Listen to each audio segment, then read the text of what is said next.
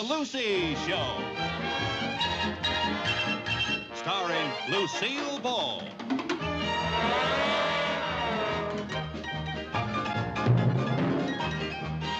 Co-starring Vivian Vance.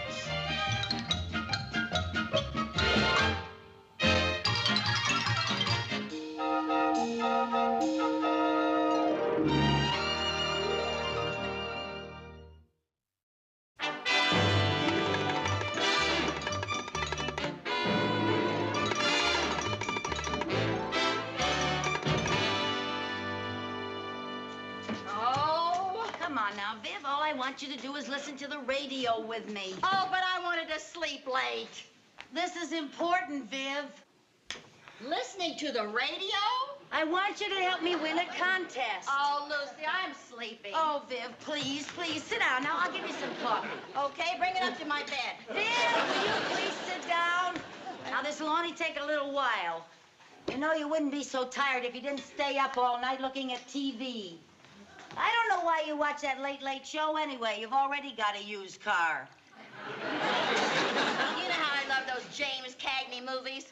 This is the best one he ever did. This is the one where he pushed that grapefruit into his girlfriend's face. Boy, they don't make love scenes like that anymore. Uh-oh, it's time to get ready for the contest. Hurry up, get ready. Howdy, howdy, all you happy housewives. This is Gordy Felson, and it's contest time. Oh, it's contest time. Shh, Viv, now be quiet. Concentrate. Close your eyes so you can really hear the sound. I'm now going to play the mystery sound. It's a noise you lovely lady listeners can find right there in your kitchen. To the first person who calls in and correctly identifies the sound, Station WLDJ will award a cash prize of $25 and the honor of being disc jockey for a day right here in our sensation of a station. So glue those ears to the radio, girls. Here it comes, the mystery sound. Identify it and win. Ready? Ready.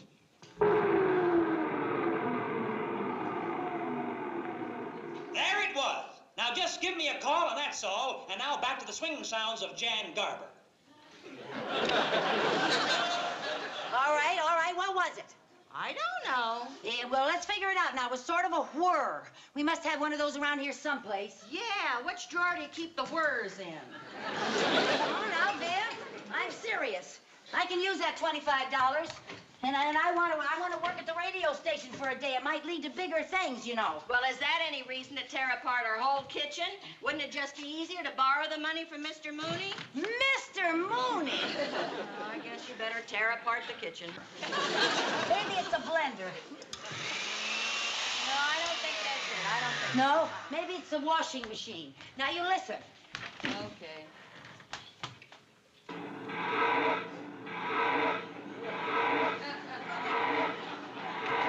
What does that sound like, Viv? Sounds like you're milking a cow out there.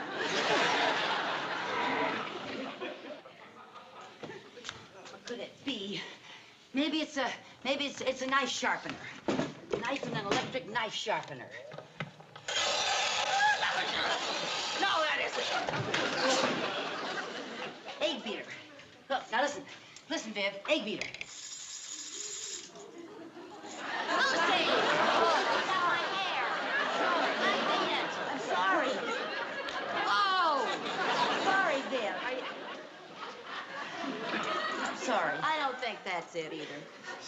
Maybe it was something simple like water running. Oh, if it was that simple, everybody would guess it. Well, you know, they could have taken some small noise and amplified it on the microphone. The egg timer. The egg timer? Yeah, the sound of sand falling in the egg timer. Now listen, Viv. Do you hear anything? Yep, Lawrence of Arabia calling for help. That is the silliest thing I ever heard of. What kind of a sound would that be anyway? It's all silly. I know, the garbage disposal. Bop now. Did you have the plumber fix it? No, I didn't have the plumber fix it. I fixed it myself. Oh. I'll try these eggshells.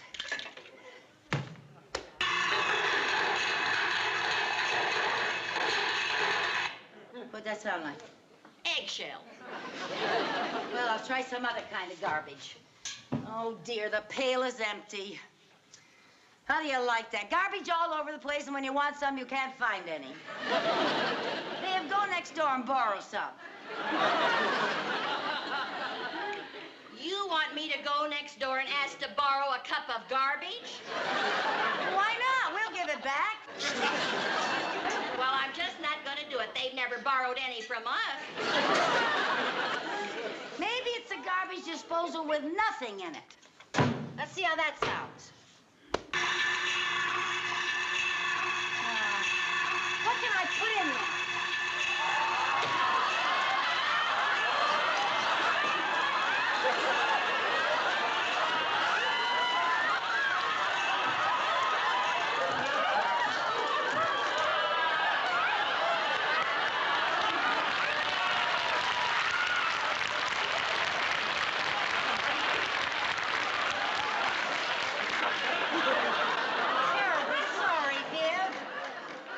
I'm sorry. I fixed it.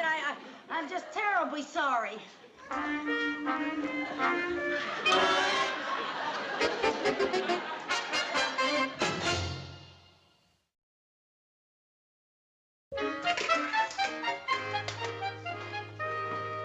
still at that? Well, I thought maybe if I just kept on banging and scraping at things, I could, you know, sort of stumble on the sound. Come on, help me. Oh, sure. Now, this is like, you know, like you stir potatoes. Sound like it? No, not a thing like it. Well, you wouldn't do that anyway. That's not an ordinary kitchen sound. Well, it's found in the kitchen, like for heaven's sake. Hey, how about that? Oh, that's a good sound, isn't it? Go soft again. How's this? Listen to this. No, it's not like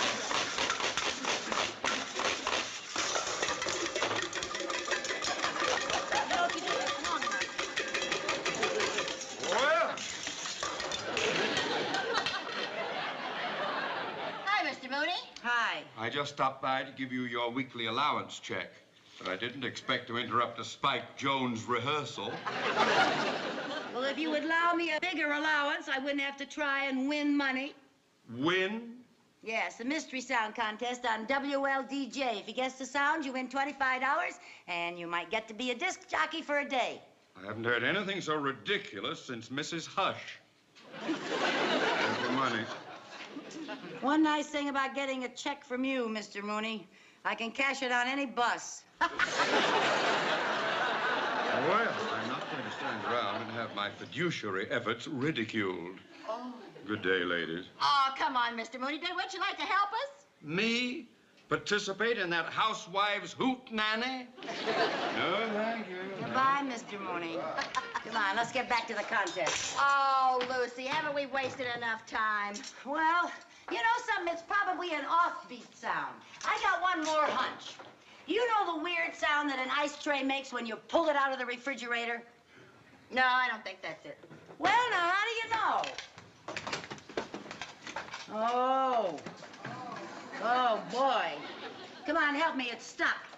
Oh, boy, it's frozen solid. I told you to defrost that thing. Getting that tray out of there would be worse than trying to pull teeth. Well, now, I just bet that that's a mystery noise. You know that scrunching sound it makes when you pull it out? Well, if you think so and you're so sure about it, call him up and tell him. Oh, no. You're only allowed one guess. I gotta be absolutely positive. Well, you'll never get that thing out of there. Oh, yes, I will.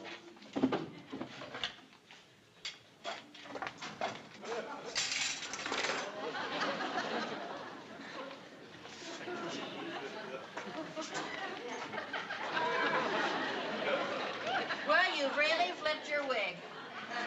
I have not. This is just perfect. I'm just going to slam this door and the ice tray will come flying out. Just like pulling teeth. Don't you think we ought to give it a shot of Novocaine first? No. Now, you stay in here and listen to the sound it makes.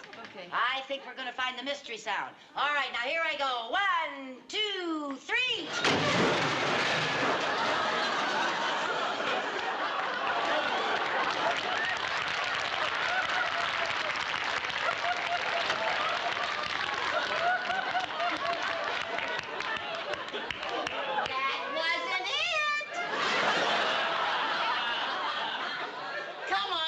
Clean this mess up and pull that plug out before something else horrible happens around Viv, here. I'm sorry. Oh, I this didn't mystery. mean to do it. Oh, dear heavens.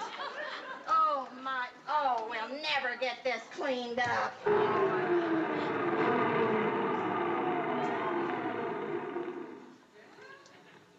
Did you hear what I heard? Plug that in again. Do it again. Do it again. All right, you ready? Yep. You ready to listen? Yep.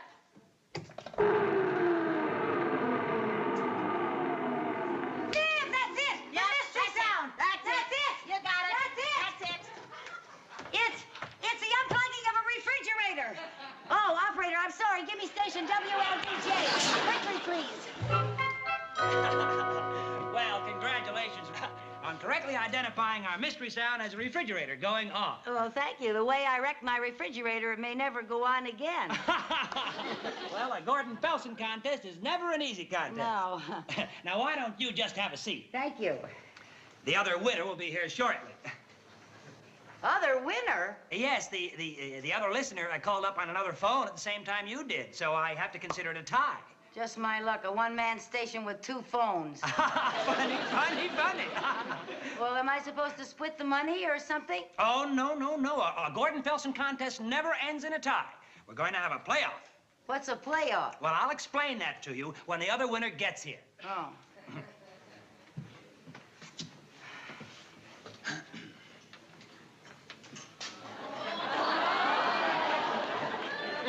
Oh, hello, Mr. Mooney. Hello? You know the other winner? Other winner? You? You said this contest was silly. I said it was silly for you. I didn't say anything about me. Well, I'm not going to have a playoff with this banking Benedict Arnold. It's not fair. I gave him the idea. Well, now, please, we don't have time to argue. But Mr. Felsen... No, now, listen, they don't call me Fair Felsen for nothing. I mean, Mr. Mooney did have the correct answer, so we must have a playoff. How'd you ever guess the mystery sound? I was defrosting the refrigerator. Doesn't your wife usually do that? Yes, but she was out chopping wood. Well, now, in order to be fair, we'll have an announcing contest to break the tie. An announcing contest? My voice against hers? Well, that's like Walter Cronkite versus Donald Duck. Oh, just a minute, Mr. Mooney. I talk pretty good. Mrs. Carmichael, you do not talk good. You just talk constantly. If you two happy winners are ready, I'll hear you both now. Well, now I do the Gettysburg Address, Hamlet's soliloquy, Edgar Allan Poe's The Raven. Well, I can do Twinkle, Twinkle, Little Star, Little Bo Peep, and Tubby the Tuba. And none of that'll be necessary. You just have to say what's on the card here. Oh, I see. Big, black, rubber, baby, buggy bumpers. That's right. It's a standard disc jockey test, and the one who says it the fastest and the clearest wins. Just say what's on the piece of paper 3 times fast and clear.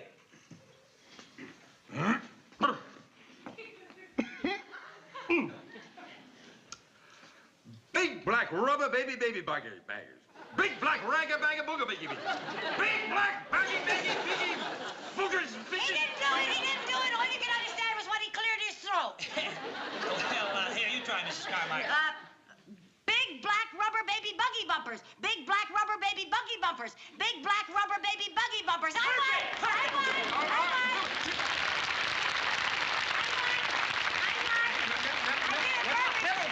No, look. 2 out of 3. 2 out of 3. That's not fair. No, I'm afraid Mrs. Carmichael won. Yes, I won. Yes, she won. I see. Well, I suppose I'd better be getting back to the bank. I have a lot of work to do. Like reviewing the mortgage on this radio station. Oh, wait, no. Come here, maybe we can give Mr. Mooney another chance. That's not fair. Here, try the same thing with this one, a red leather, yellow leather. 3 times fast. That's easy. Red leather, yellow leather. Red leather, yellow leather. Red leather, yellow leather. Red leather, yellow leather. Red leather, yellow leather. Red leather, yellow leather. I did it. I won again. I won again.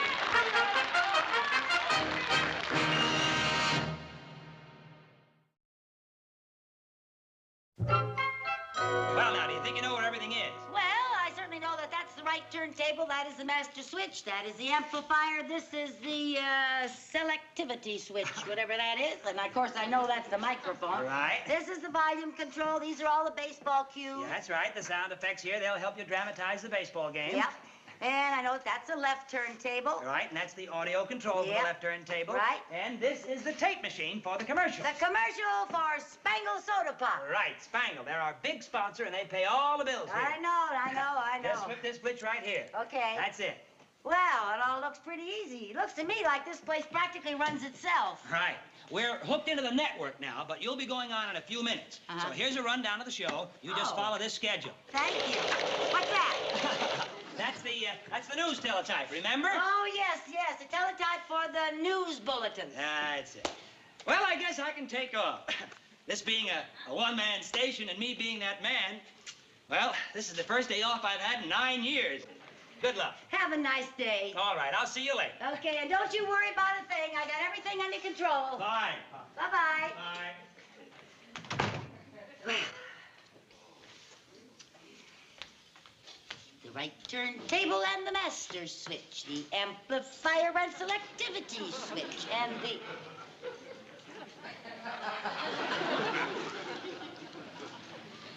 Haven't got a note on that one.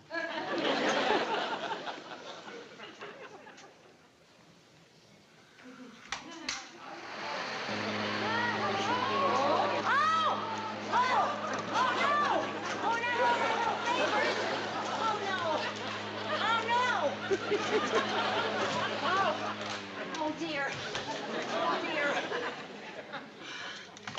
Well, now I know what turns on the electric fan, but I don't know anything else. What's that? I'm on the air. Oh, rubber baby buggy bumper rubber.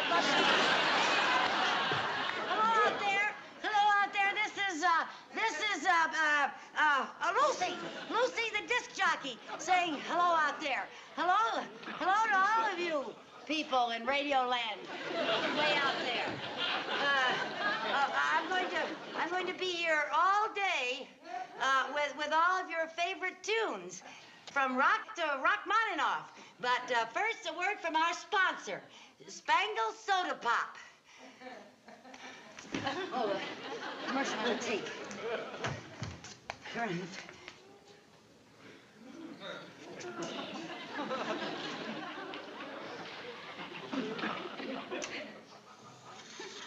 Spangle Soda Pop has a sweet taste of fresh air.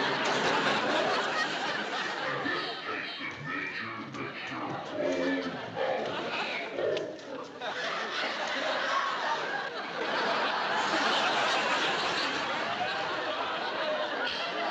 Yes, sir, Spangle Soda Pop. You really should drink that stuff. And now for some music.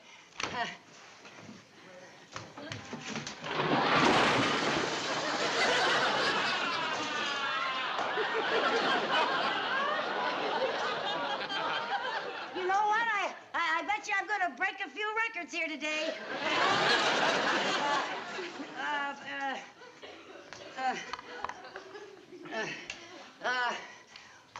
Here's that wonderful song.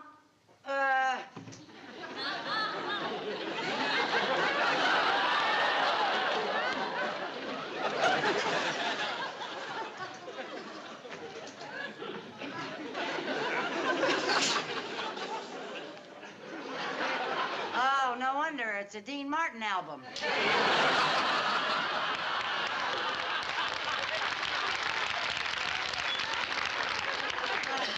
Now I know how Dean Martin feels.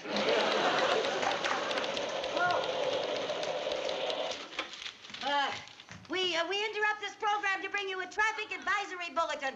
All the alternate routes are heavily congested. Please use the freeways.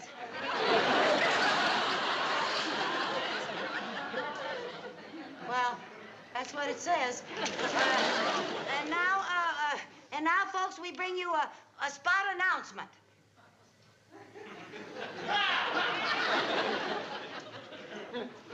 Spot announcement.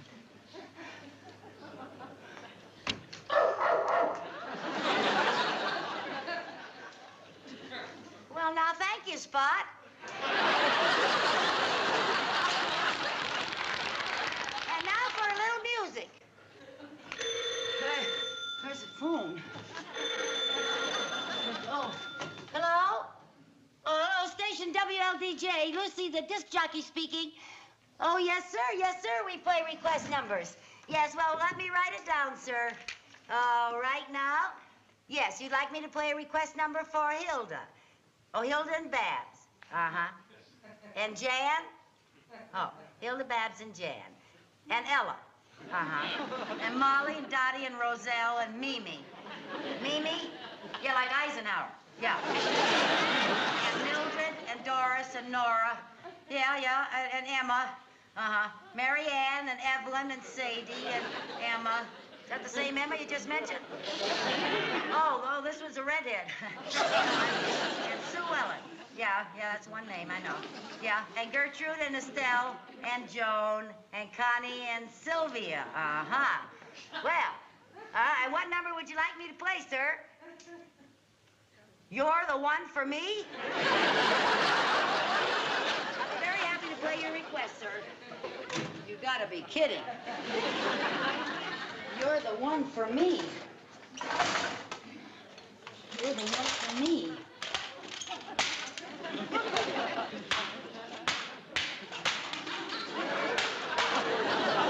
I can't find You're the One for Me, but here's a good one. Yes, sir, you're gonna love it. Yes, it's Bing Crosby sings Stephen Foster. There we are. Rum bum bum bum bum bum bum, Stephen Foster.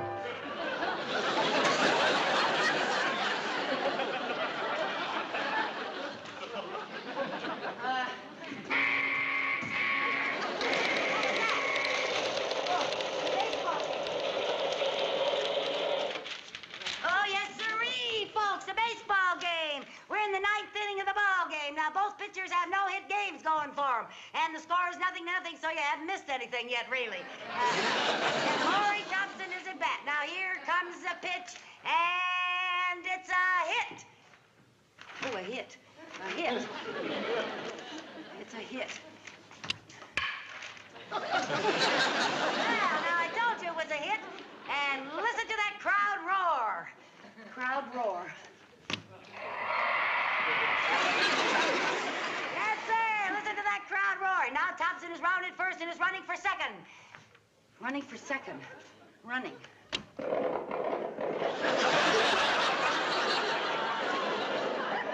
Boy, he's really running, folks. And it's going to be a close play, and Thompson slides into second base. Slide. Well,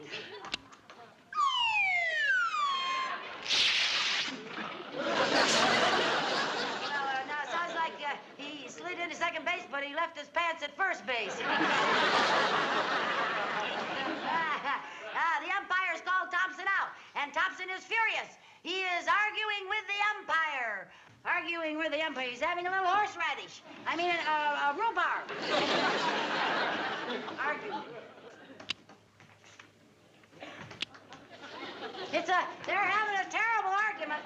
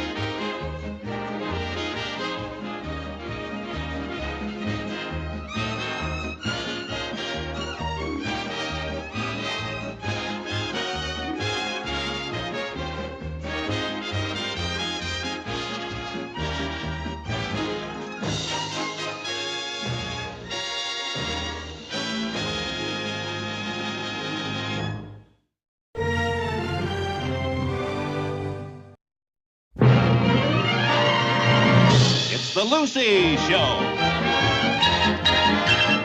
Starring Lucille Ball.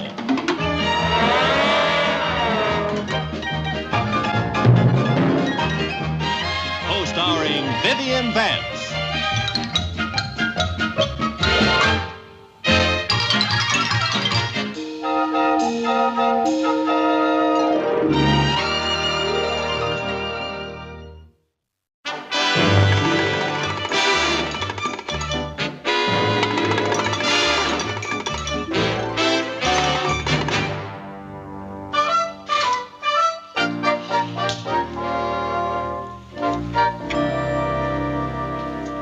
Coffee left for about one more cup. You want it, Viv, or shall I throw it out?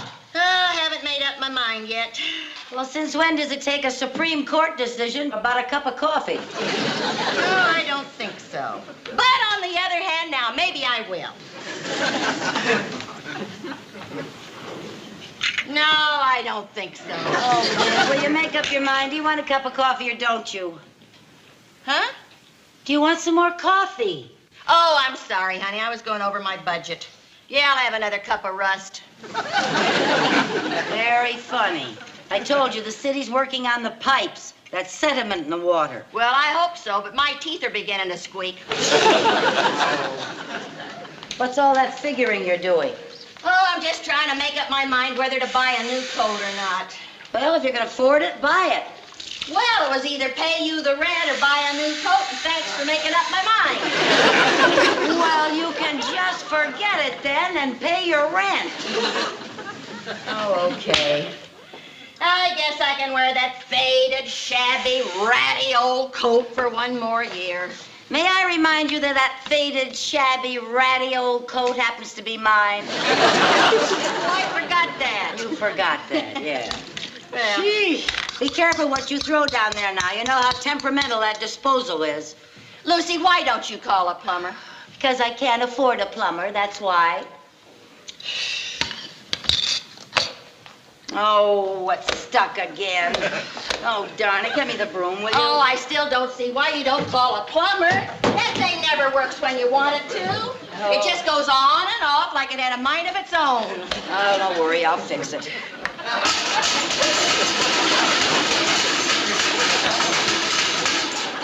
That ought to do it.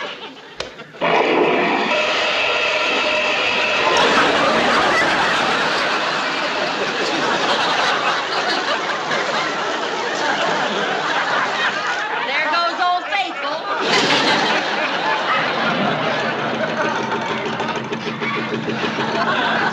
Oh, Lucy, when are you going to call a plumber? I feel like I'm living in Yellowstone National Park.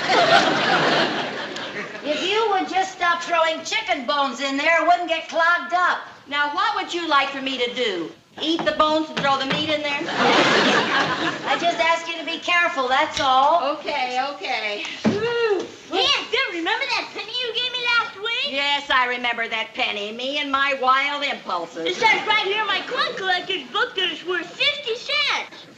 Oh, you're kidding, really? See here, it's a 1927 S. Lincoln penny. Oh, Viv, he's right. That penny's worth 50 cents. Jerry, how about splitting 50-50? Oh, Viv. Oh, I was only kidding. Mom, I'm going right down to the coin dealers and sell it. Okay, honey, but you be careful crossing Main Street. Now that I've got 50 cents, I'll be extra careful. Let me see that book, girl. Hey, look, there's a Lincoln penny worth $2. Oh, there's one worth $10. Lucy, listen to this. There's an 1877 Indian head penny worth $800. 800? Whew.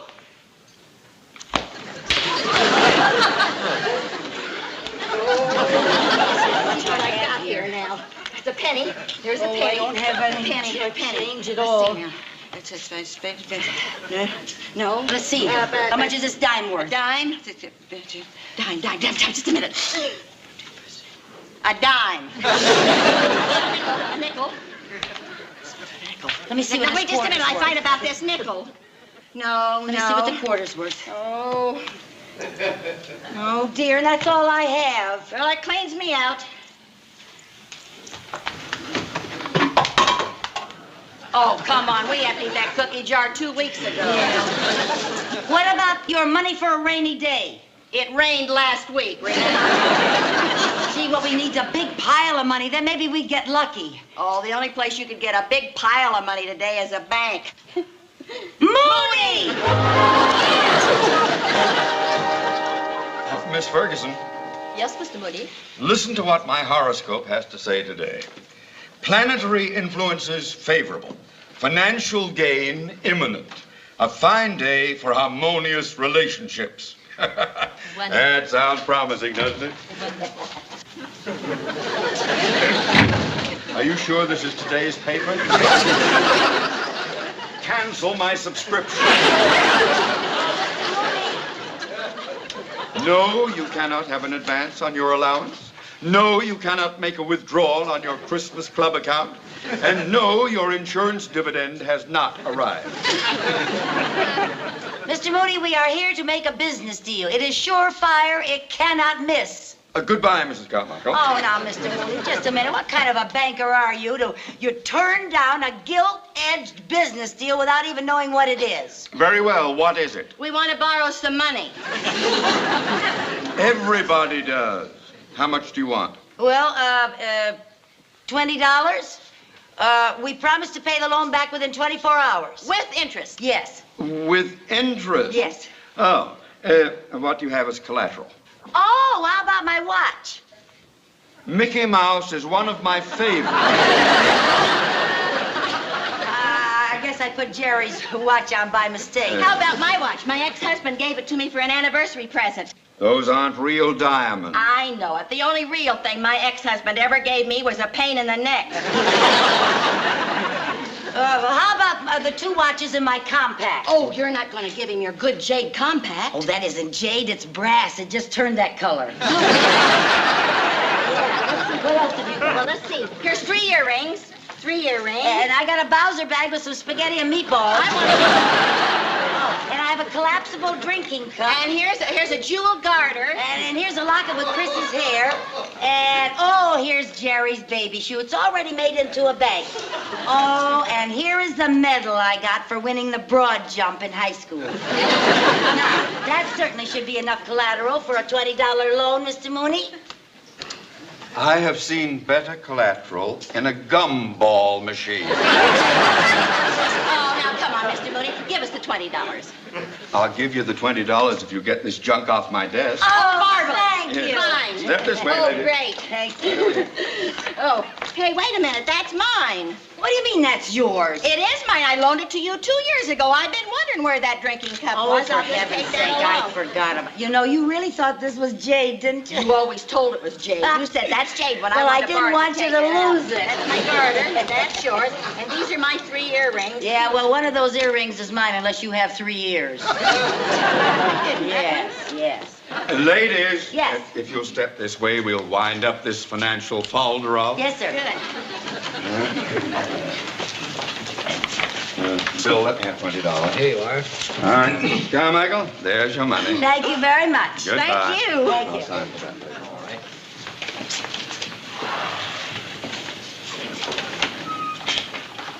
later. Was there something else I could do for you? We just want to change this $20 bill. Oh, why didn't you say so? How do you want it? 1s, 5s, 10? Pennies. Pennies. Yes. 2,000 pennies? Well, yeah, if that's what it comes to. If you're thinking of opening a bingo parlor at your house, may I point out that it's illegal? We are not thinking of opening a bingo parlor. Now, may we please have our pennies? Oh, yeah. Will you give me 2,000 pennies, please? Pennies? Yeah, 2,000 pennies. I hope you know what you're doing. Oh, we do, don't we, Bill? Oh, I should say we do. Here you are. Oh, thank you very much.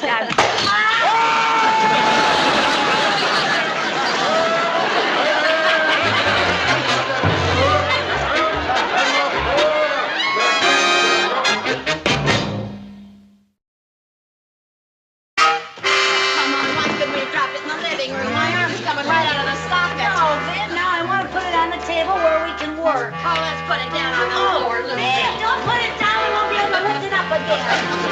Come on now. I'm going to swing it up on the table. When I say 3, swing it up. All right. And 1, and 2, and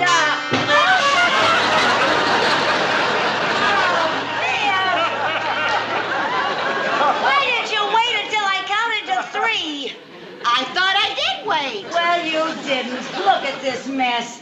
2,000 pennies all over the kitchen. Well, I'll clean them up, Lucy. Oh, for heaven's I'll clean them up. sake. Here, now let's see. Oh. 1, 2, 3, 4, 5, 6, Oh, 7, 8, 9. Deb, it'll take forever to do it that way. Well, I'll get a broom. Never and mind, sweep I 'em got off. a better idea. Get that bench out of the way. Okay. Good heavens. I thought I did wait till you say 3. Plug that in over there.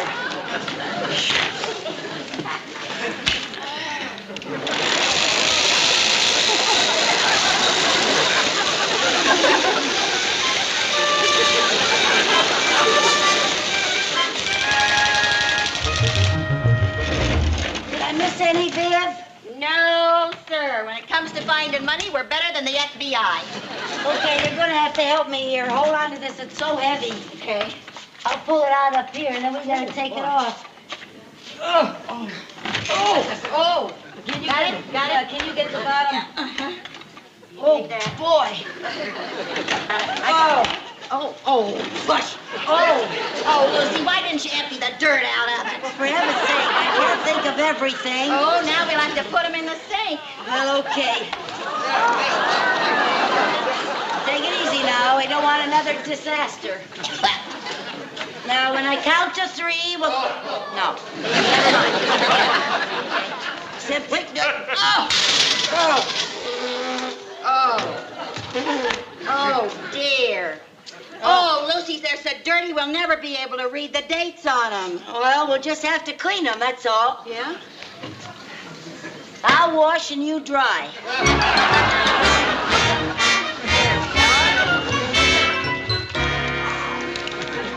Nice, clean money. There we are.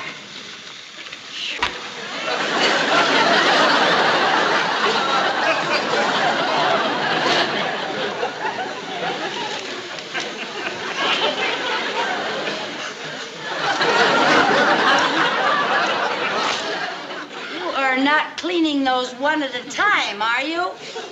Yeah. Oh, come on, Viv. Can't you go any faster? No, I can't go any faster. Oh, for heaven's sake.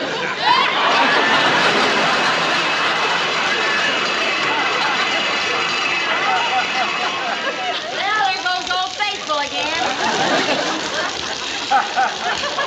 Well, don't just stand there. Do something. Well, how about my singing a couple of choruses of pennies from heaven? Or 3 coins in a fountain.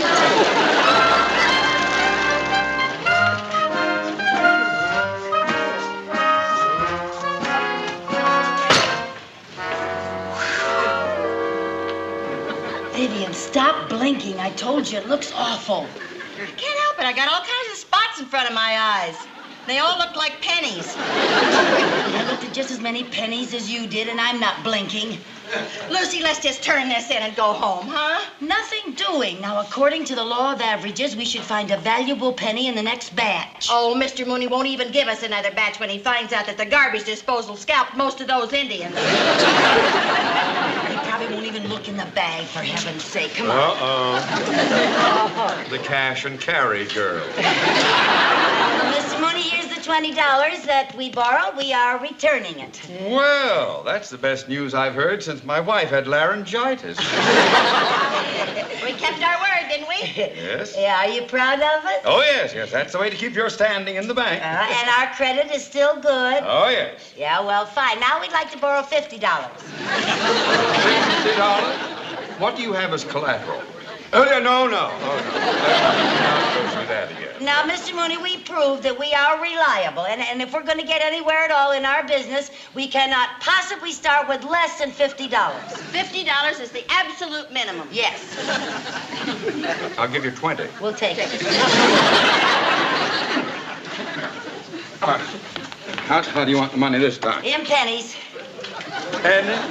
Yes. Another 2,000 pennies? What's wrong with these? They were dirty. Yeah, I'm very surprised at a respectable bank giving out dirty money. Yeah. We won't spread it around town if you'll just give us 2,000 more. No, we won't tell anybody. Very well, but this is the last time. Okay. Yeah. Jim, another sack of 2,000 pennies, please. Pennies? Pennies? Lucy, honestly, I don't think I can lug a bag full of pennies home again. Yeah, I know what you mean. Hey, maybe we could use this table. Mr. Mooney. Yeah, what now? Could we use an end of this table? We won't bother anybody. Those tables are reserved for the exclusive use of our customers. Oh, heaven help me, you're a customer. Look, would you tell me why you want this $20 in pennies? Why not dimes, quarters, halves? I can't afford it. Well, you ask a stupid question, you get a stupid answer. You want Mr. Mooney? Oh, fine. Oh, thank you. Ah, don't you touch that. I remember the last time. I'll do it for you. Okay. Here we are.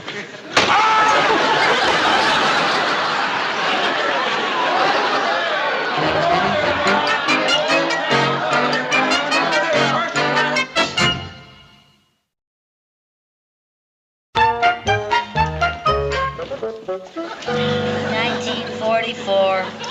No. 1945D. No. Oh, Viv, can't you ever say yes? Yeah, when the right man asked me. 1950. No. No. 1912S. No. Yes. 1940. Viv, did you say yes? Yes. Yes. Yes. Oh, that penny's worth $16.50. $16.50. We got one.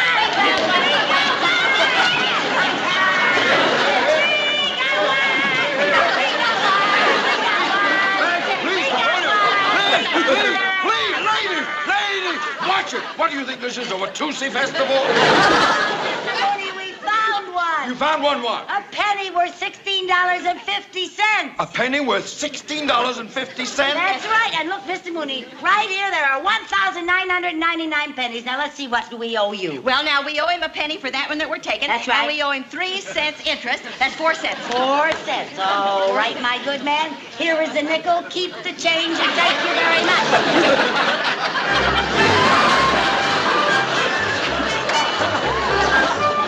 Isn't it amazing? This is an ordinary penny, but it's worth $16.50. Ah. That's $8.25 apiece. That's right. Hey, we ought to do something to celebrate. Let's eat. Okay, we'll eat right after we exchange the penny. Oh, no, Lucy, let's eat now. I'd like a great big banana split and a double chocolate malt, huh? No, Viv, we'll get the $16.50 first, and then we'll eat. No, Now, come Lucy, come on, let's eat first. on. All right, we'll let our lucky penny decide. I'll flip it. And heads we exchange first, and tails we eat first. Okay. Okay, here we go. Hi, Lucy. Oh, hi. Lucy! Lucy, you dropped it. Oh! It went down the storm drain. Oh, no, I didn't. It did, too. It went right down Oh, the no, storm I drain. didn't. Now, there was a penny worth $16.50 Oh, and everything. no. And we worked so Viv, I hard, didn't. too. Oh, First, we God, had to get Viv. that loan from Mr. Mooney. Oh, Then we had to yeah. lug all those pennies Oh, home. I know, Viv, I didn't. We didn't have a time. Then we had to pick them all up off of the floor. I know it all. We went through together. Then we had to and clean them everything. all, and then we got them stuck in the Cleaning 'em all. garbage disposal. Oh, for We heaven's went through sake. that whole thing, and now you I gotta know drop it, the Viv. penny. I know. I'm sorry. Ah.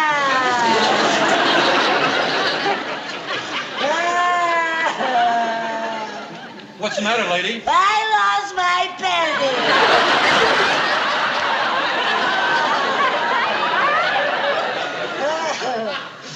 Did she say she lost her penny? That's exactly what she said. Well, that's the first time in my life I've ever seen a grown woman cry over a lost penny. Stick around, you're gonna see 2 of us bawl, because half of that penny was mine. Lady. What? If you stop crying, I'll give you a dime. I lost a dime. Now, you see, what happened. I wanted to eat first. Now, if you'd have gone with me to eat first instead of flipping that penny up in the air. Lucy, I see it. Where? It's right down there. Where? Right down there by a gum wrapper. Now, you see, really? there's a silver gum wrapper, see? Where? There's Where? Right down there. See over there by that gum wrapper? Yeah. See right there? See the silver one? Oh, right yeah. by the red one down there. Yeah, I See? see It's right it. in between. Put your hand down Yeah, I and see see if it. you can get it. I don't know if Can I you can reach reach it or not. Come on, try. Maybe, let me stretch your arm, huh? What do you think I am, a gorilla? Oh, come on, Lucy, try. Okay. All right, folks, come on, break it up. I don't know if I can reach it, Viv. Come on, break it up. If Move I on. could keep my Move on, eyes, everybody. if I can point to where it is, Okay, well, I can still see it, Viv. I just can't. Hey, you! I just can't reach it. You, That's all. down there. Somebody talk. Oh, no, it's you two again? Well, I lost my. Yeah, I know, lady. You lost your penny. Yes.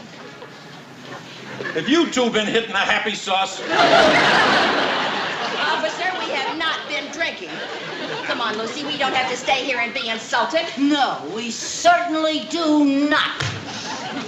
May I remind you that it's people like us who pay your salary? And don't you forget it. Happy sauce. Just because we happen to be lying in the gutter.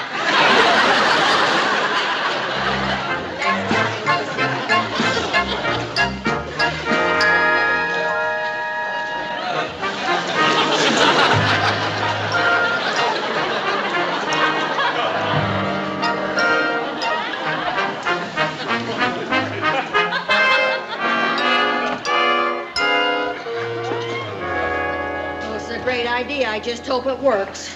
Oh, nobody's paying any attention to us. We look like workmen, don't we? With manicures? Put your glove on. Oh, my glove. Yeah. Yeah, come on, let's get going. Well, one of us has got to go down there. Yeah?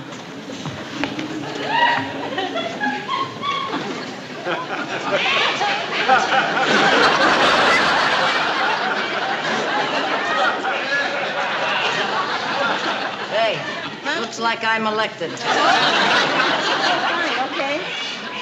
You still see it? Yeah, it's still there. Now, you know right where it is now, Lucy. Yeah, I can see Now, it. hurry up now, because I'm getting nervous. You're nervous. I'm afraid I'm going to get the bends. Oh, okay, you ready? Yeah, will you hold on to me? Sure. I'll get your feet. Well, hiya, fellas. What's up? Hello there. Why, hi there, officer. Well, We're just fixing this place down here, just a usual checkup, you know. oh, I see. Well, I hope you don't tie up traffic too long. Oh, here. no, it would take no longer than usual. Oh, we're anxious to get home to wife and kids. Oh. Okay, fellas.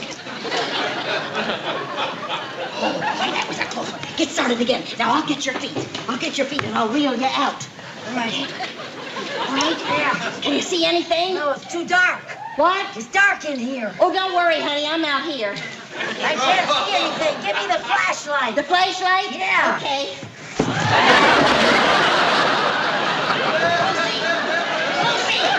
Lucy, where'd you go?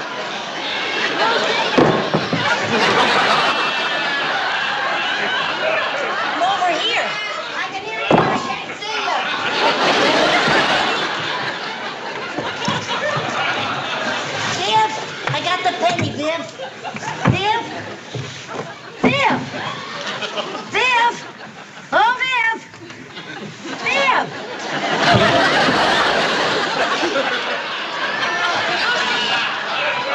Lucy, where are you, Lucy? Lucy, are you there? Lucy, I can't find you. Lucy? Lucy? Oh. Will you two dames stop playing tag? One more time and I'll have you both arrested.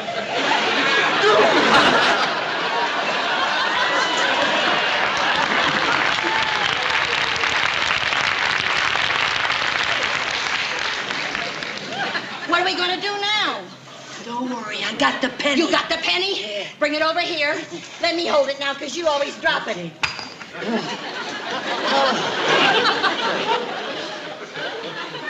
What's the matter? What's the matter with you? What's the matter? What you doing with the I dropped penny? the penny, don't you? Did you drop it Yes, again, I dropped it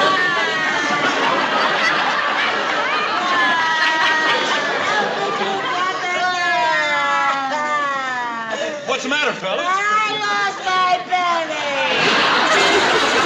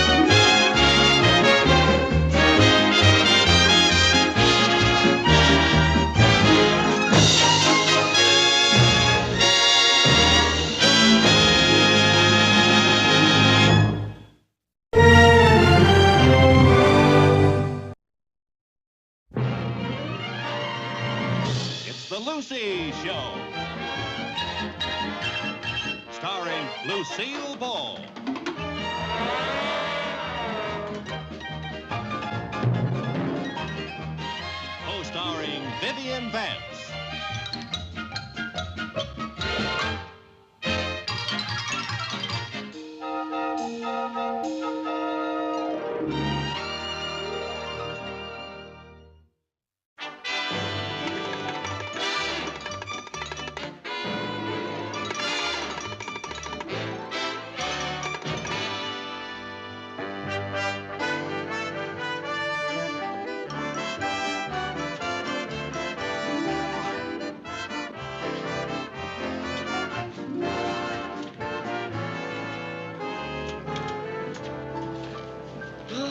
Certainly see a lot of funny-looking characters in Las Vegas, huh? You certainly do.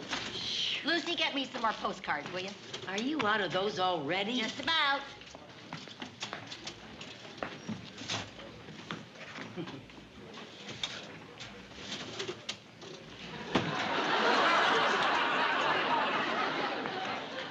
How many of these things are you sending anyway? Oh, what's the difference? They're free.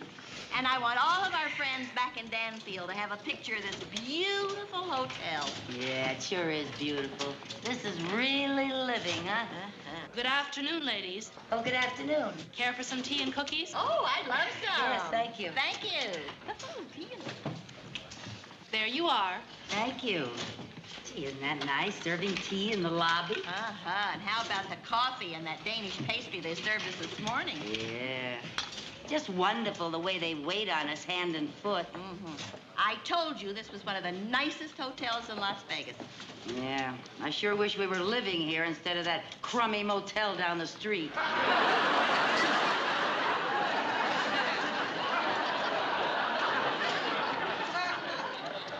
If they hear you, they'll take all this food away from us. Well, I just think Bigelow's department store could at least have put us up at a decent hotel. Oh, now stop complaining. You won a weekend for two in Las Vegas from them, so let's enjoy it. Yeah, I just think they could have planned it better, that's all. After all, I was the 1 millionth customer to walk through their door. You just be happy they didn't find out that you walked through that door to return something. I think they should have given me a cash prize, too. What do you think of that? Oh, now, they did give you that evening wardrobe. And say, may I say, I'm very glad that you decided to keep that kooky green outfit and give me the pink one. What do you mean, kooky?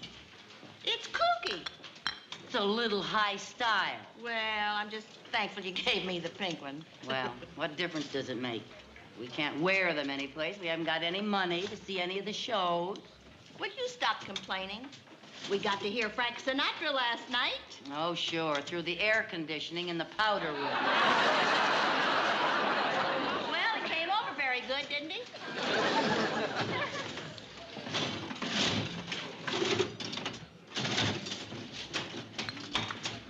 Viv. Hmm?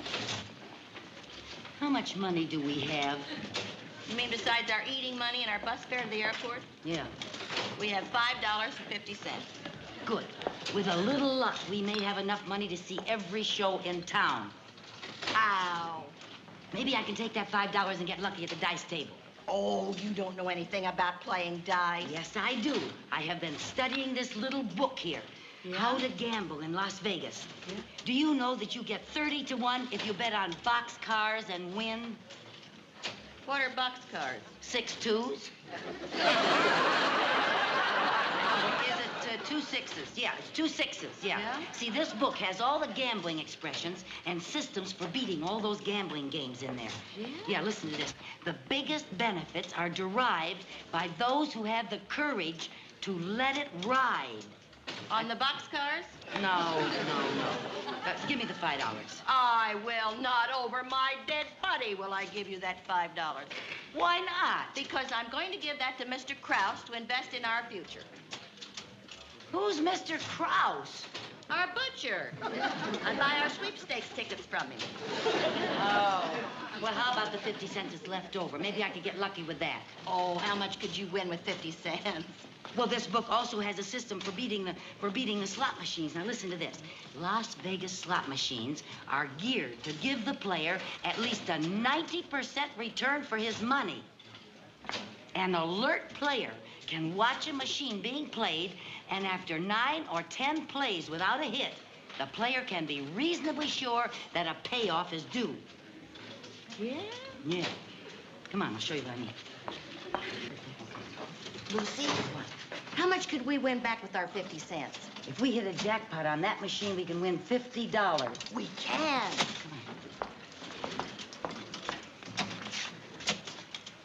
Oh, do you mind if we watch? We thought maybe we might be able to bring you a little luck. I can use it. I've had 8 loses in a row. Good. Heavens. Well, here goes my last $50. Well, good luck. I sure hope you win something this time. Oh, another lemon. I've got to go and get some more change. Oh. Quick, give it to me before he gets back. Now listen. Yeah? Let me close my eyes to bring you luck before you put it in, huh? Okay. Here I go. All right. Ready? Go. Here I go.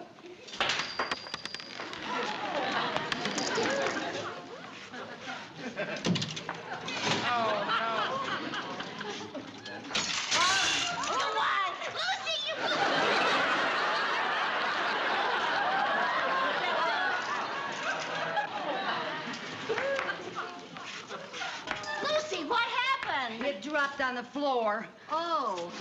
Oh, thank you.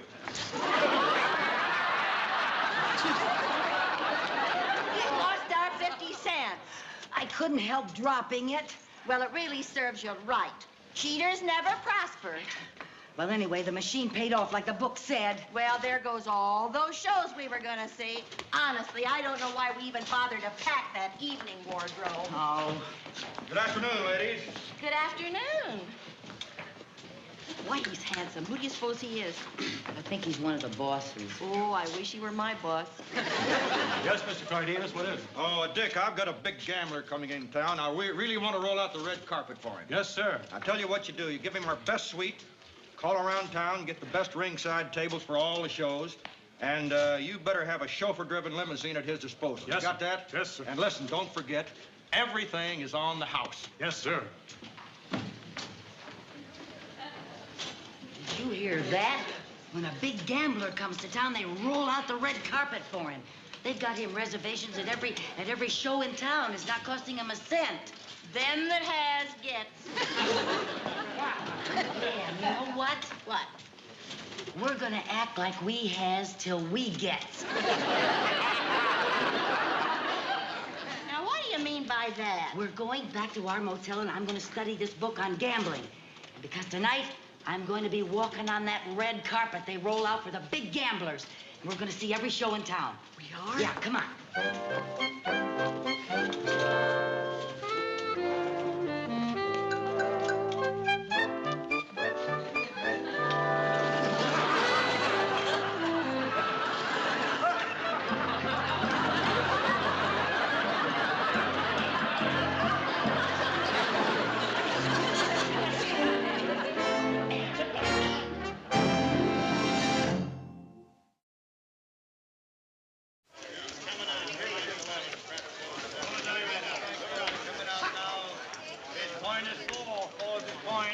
They're coming out now, put them down. Hiya, boss. How's it going? It's kind of slow. Hey, boss, here comes a couple of live ones.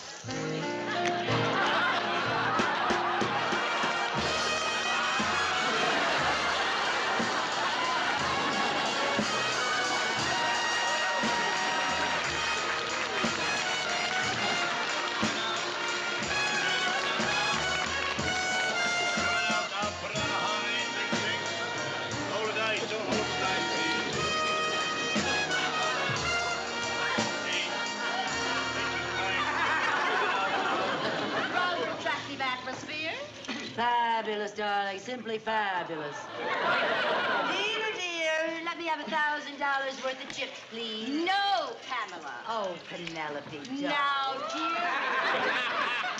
Remember what happened at Monte Carlo. But only $1,000, darling. Oh, Pamela, dear, it's always only $1,000. Then it's only $20,000. Then $40,000. Then $50,000. Oh, you're such a sticky wicket. May I have $1,000, please? Pamela, you know that gambling is a disease with you. One teensy-weensy $1,000 bet, darling. The most that you can bet at one time is the house limit. The house limit? Mm-hmm. How much is that, pray tell? $100. Only $100. Is this a gambling casino or a sewing circle? Sheila, dear, please give me $1,000. Please don't give it to her. Don't give it to her. Penny. Oh, now, darling, you know it's my duty to keep you from squandering away another fortune. Oh, really, dear? Now, come on. Control yourself, my darling, and we'll go over there to that cute little table and have a cup of coffee. All right, Penny. That lady in green must be a real player. I wish she'd roll the dice. I'd like to bet on her. Yeah, me too. Oh, you were just great, girl. I wish I could do some real gambling. I learned enough in that book to make a fortune. Oh, shh. May I help you? We just like some coffee and toast, please, dear. Yes, ma'am.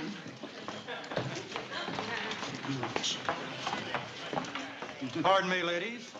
May I join you? Fabulous, darling. Thank you. I don't mean to be personal, but I couldn't help being intrigued by your conversation. Intrigued by our conversation? Whatever do you mean? Well, I've been around the casinos for a long time, and I usually can spot a heavy player. But I never would have taken you for an inveterate gambler. Well, I've been inveterate all my life.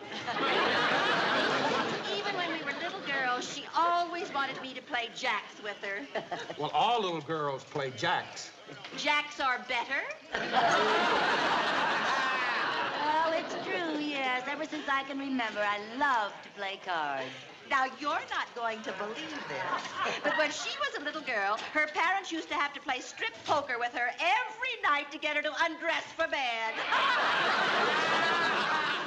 Incredible. Pamela, stop shuffling those crackers. Oh, dear, I'm terribly Isn't that sorry. terrible? It's With just... all her money, I don't see why she wants to gamble at all. Pamela, you see how obsessed with gambling the poor child is? Oh, stop exaggerating, darling. Bet you 1,000 it stops trying to catch it. Oh, Pamela, will you please try to control yourself? Well, I really can't help it, darling. It's in my blood. I know, dear. Were your parents gamblers? Well, in a way, yes. But they were very refined. The only time I ever heard my mother raise her voice was when she yelled, bingo. And your father? Well, he was in oil. He has one of the largest oil fields in Texas. Oh, what's his output? How's that? How many barrels does he get a day? Well, I don't know, actually, but I do know they had to send out for bigger barrels. That sounds like a lot of oil. Oh, it sure is. Oh, here's our coffee. Thank you so much, dear girl. Thank you. Thank you very much. Pamela, dear. Yes, darling. May I have some toast? Oh, of course.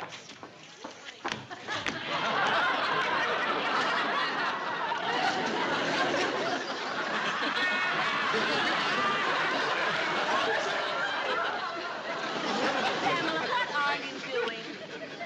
Oh, I'm terribly sorry. Oh, how silly of me. I forgot to let you cut the deck. Are impossible, dear. Well, you know something, Miss Pamela? What's that? I just don't understand it.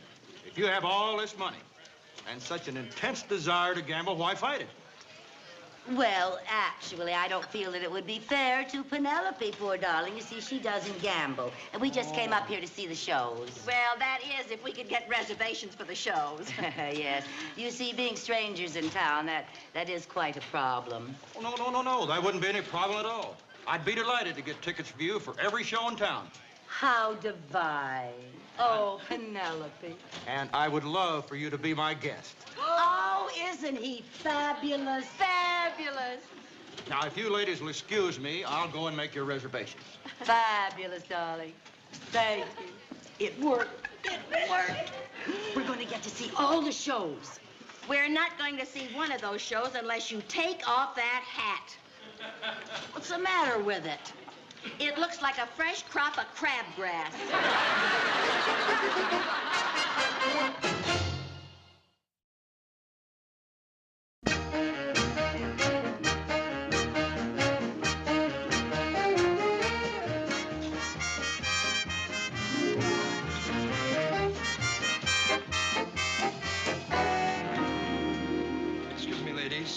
that be all? Yes, thank you. That will be all.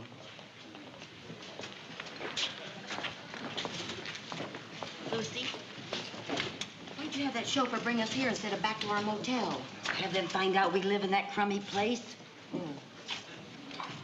As soon as he leaves, we'll sneak out. Good evening, ladies. Did you enjoy the shows? Oh, they were fabulous. Thank you, yes. Mr. Kellstrom, this is a young lady I would like for you to meet. This is Miss Pamela, Miss Pamela. Pettibone. Pettibone. Pamela Pettibone. And this is my friend Penelope. Penelope Poopendorf. Well, I sure am proud to meet you, Miss Pettibone, and you too, Miss Poopendorf. You can call me Penelope. Yes, she answers to that. You know, you two have a lot in common. Oh, we do? Sure, you both love to gamble. Oh, this must be the famous lady in green you were telling me about. Yes, and not only that, you're in the same business. Why, her father's a big oil tycoon down in Texas. Well, now, that's mighty interesting, ma'am. Miss Pettibone, was your father a wildcatter? A wildcatter? Yes, ma'am. Well, not while Mother was watching. Boy, this lady got a great sense of humor. Actually, it was her grandfather who discovered the oil. He tried all of his life to find oil, but he was as poor as a church mouse when he died. Oh? But when they were digging his grave, they hit a gusher.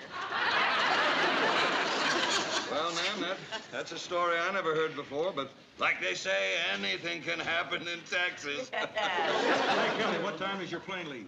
Oh, gotta leave in about 15 minutes. Say, there's one thing I'd like to see before I go. Anything you want, we'd be glad to take care of it. Well, I'd like to see the famous Miss Pettibone do a little gambling. Well, so would I, but she seems to have taken some kind of pledge against it. Well, actually, you see, I adore gambling, but I promised Miss Poopendorf that I wouldn't. Oh, yes. As a matter of fact, I took the precaution of hiding all of her money this evening so she just couldn't gamble. Yes, at this very moment, I don't think we have more than $5 on us. That's hard to believe, isn't it? Oh, wait a minute, little lady. I got an idea. Now, as I said, I got to leave here in about 15 minutes, and I'm $10,000 behind. But why don't you gamble with my money? If you get me even, I'll give you everything you win over that. Oh, I know the money doesn't mean anything to you, but might have a lot of fun. Yes, well, it is a challenge to see if a gambler like myself can win so much money in so short a time. I'm rather inclined to give it a go. Well, why don't you run along and warm up the dice, as they say? Certainly. All right, ladies, we'll see you in the casino. Now's my chance to use everything I learned in the book. Oh, I just hope you can remember it. Don't worry. All I have to do is win back $10,000, and anything over that is ours. Come on, we're gonna be rich. Would you people please clear the end of this table? I have a big player coming in. Please. Thank you. Thank you very much. Put it on now. Any claps? Eight's the point, any That's it. Oh, here we are, folks. Now we got a real gambling to roll. Get your money down. Get your money All right, down. little lady. Gonna hold that for me, darling. Bets are up. There you are. Oh. Let him go. Let him Get your go. money down now. Big All right Ace, now, deal, everybody come ready? All right now. Oh. Don't play. New All dice. right, dear. It's all right. Coming out. Coming out. Great sense of humor this little lady's got. Here we are now. Coming out. Oh, I'll hit way down there now. Everybody back, look boy. out. Here we go. There, what did I get? 11. 11. Hey, lady over here, 11. One away from boxcar. Yes, sir, and that's the winner. That's the winner. It's a winner? Oh, Oh, no. No, let it ride, honey. Let it ride. That's a good idea. Let it ride. You bet. Everybody let All it right, ride. here we go. Because that's the way to make money. Do it the same way again, honey. Same way again. Same way again. All right. Okay, there you are. What is it? What did I get? 11 is a winner. Is a winner. We'll add it up and let him ride. All right. You want the same thing again? Same thing again, honey. All right, and everybody's letting it ride now. Here we go. What did it get? What did I get? 7. Oh, I'm sorry, Mr. Kelster. She's sorry for a winner. What a sense of humor. Let it ride. 7 to the winner. Here we go. There's a lot of winners around here. Here we go. Well, now. Say, Mr. Gelstrom, well, how would you like to play over there and play my lucky number? I have a 19 that I feel is very lucky. Little lady, if that's what you want, here it is. Put Why this don't on you 19 put for that the on 19 and spin that little ball, and here we go. All right. Okay. Coming out now. Here we go. What did I get? What did I Number get? 10. Number 10. 10 to Number pass. 10. Number 10. Play it the hard way. Play 10 the hard way. That's where all the big money is, the hard 10 the way. hard way, the lady says. and we're Everybody with 10 should play the hard way. Okay. Get your money down. All right, don't let those dice get cold. 19. Number 19. 19's the winner. Number 19 won. Can we play it again? Play it again. Same bet on number Same bet on 19. 19. All right, honey, don't let those dice get cold. Spin the ball. I won't let 'em get Here we go. cold. All right, 10 the hard way. We want 10 the hard way. Is that right? What do we got? What do we got? And 10 she 19. 19 won again. Want to play it again? Yes, play it again. Play it again. The Play same bet. 19 Stack again. those chips. All right, What let's are we go. doing now? Here we go. Here we're coming out. New number on Now, we want another new number. New Now, number. what did I get? now. What Here did she I get? comes. What did I get? Point is 9. 9 is the point. Play it the hard way. Play it the hard way. What I said to you, but the hard way is the easy way for this little lady. All right, get your money down. All right, put your money down. 9. All right, let's stack up those chips. Honey, you're wonderful. Okay, let's do it. Play 19 again, the lady says. Anything she wants. All right. Here we go. 9. Look out. Ah, what is it? 9. 19 wins. All right, stack them up. Same bet. Same bet on all right, honey. You know what, Mr. Gelstrom? Mr. Gelstrom, we haven't gone for a boxcar. You see, we ought to get a boxcar because they pay 30 to 1. There's the little lady knows her odds. You want to play boxcars, honey? Yes, they're the highest odds on the table. The most money you can win is on boxcars. That's it. Everything on boxcars. All right, everything on boxcars. Here we go. 30 to 1 on boxcars. Okay. Here we go. All right, now what do we want? Come on. There it is. 19 the winner.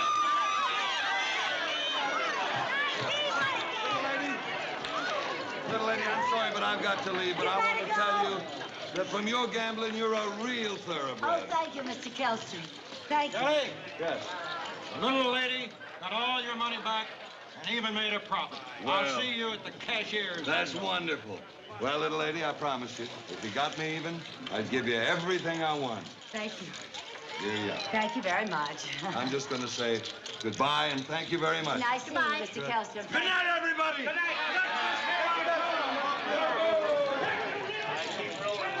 What'd you get? What'd you get? A $5 chip. Oh, you know what? You did all that work and you only won $5? Yeah. Oh, you know what? Well, I did it once. I can do it again. Oh, you cannot? Yes. You cannot. I'm going to take this $5 chip and I'm going to run it up to 500 or 5,000. You are not, Lucy. Now, you can't have that $5 chip. Vivian, I I'm can gonna do it. take that $5 I can do it.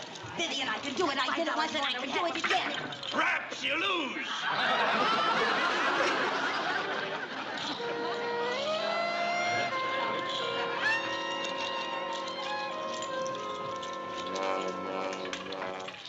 Well, Pamela, shall we go back to our motel?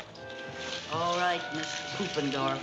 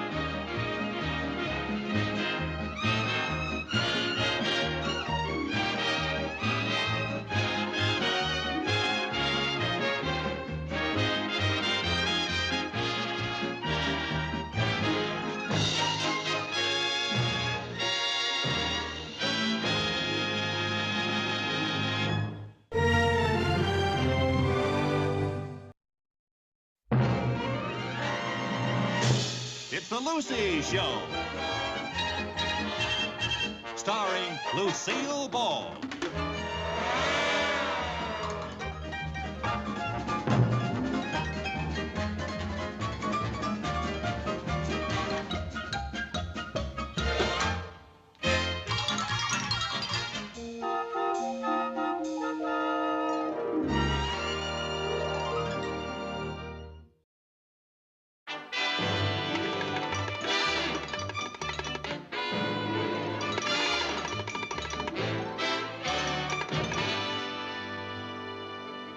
Lucy, I have just got to get a job. A job? But you're a countess. Well, even a countess has to have money. Well, I have never thought it was right for nobility to work. Honey, there's an old French proverb. When you're behind the 8-ball, you'll stoop to anything to get a meatball. Well, I guess it's my turn to do the dishes. But knowing how strongly you feel about nobility working... I don't feel that strongly about it. Oh.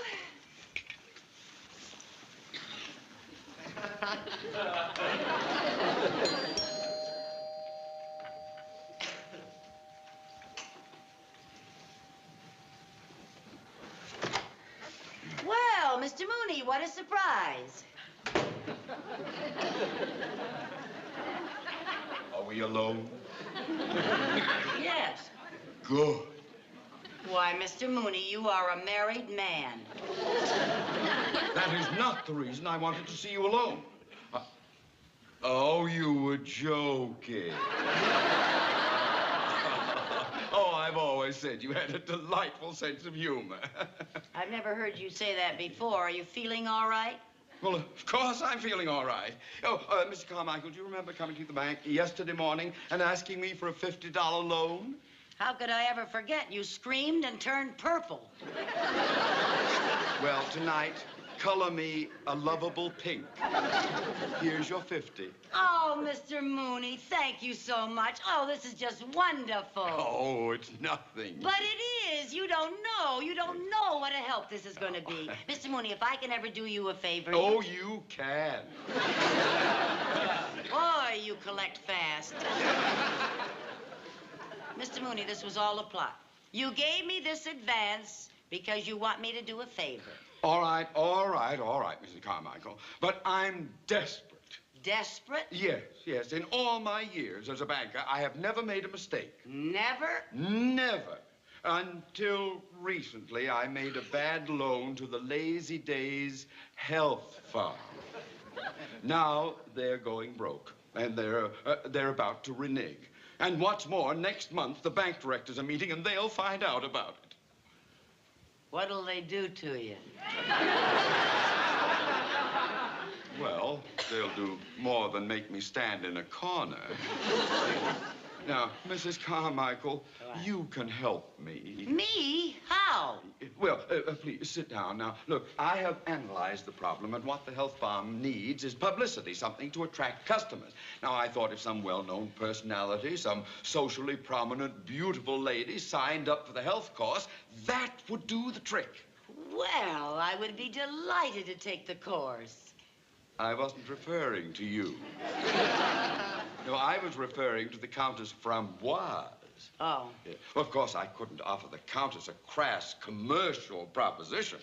Knowing that she's nobility, money is the farthest thing from her mind. Yeah, and it's getting farther and farther. But, Mrs. Carmichael, as a favor, could you talk her into this? Well,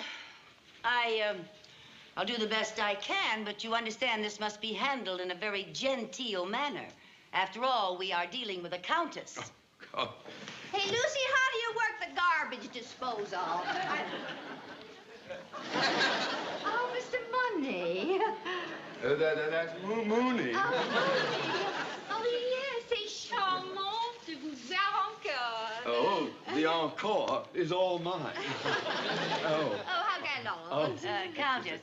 Countess, Mr. Mooney would like to ask a favor of you. Oh? You see, he made a loan to a health farm that isn't doing so well. And he thought that if you went there for a course, it would give them a lot of good publicity. You mean use my name as an endorsement? Oh, no, please, Countess, don't get the wrong idea.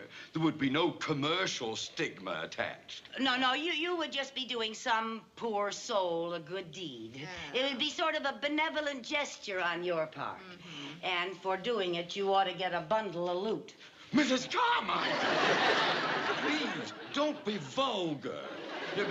Dear Countess, I wouldn't think of insulting you by offering you money. Oh, you wouldn't? No. Well, perhaps you could show your appreciation by making a donation to my favorite charity. Oh, splendid. Yes, let's say $100 to your favorite charity. Well, that keeps it all on an elevated plane. Yes, well, let's elevate it a little more. $200. Of course, yes. $200. There'll be a check made out to your favorite charity. Oh, well, could you make it out to me personally? You see, my charity just changes from week to week. Oh, and Mr. Mooney, I think that it would be very nice if Mrs. Carmichael joined me at the health farm. Oh, you mean a sort of a lady-in-waiting? Yes. And the lady-in-waiting is waiting. Waiting for what? My loot. No, Mrs. Carmichael, I didn't say that. Mr. Mooney, I don't see how I can possibly go to the health farm unless Mrs. Carmichael gets her, what a quaint word, loot. Very well, $200 apiece, anything to save the health farm. But in exchange, ladies, you must obey all the rules and set a good example. Oh, don't you worry about a thing, Mr. Mooney, as long as we get our loot. Yes.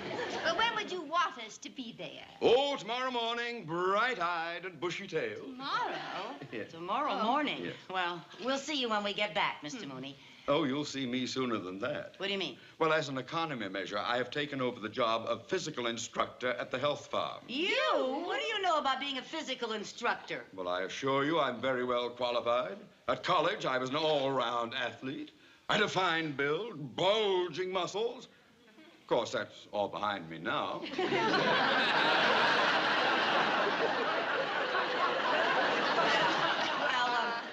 We'll see you tomorrow morning, Mr. Mooney. Countess? Oh.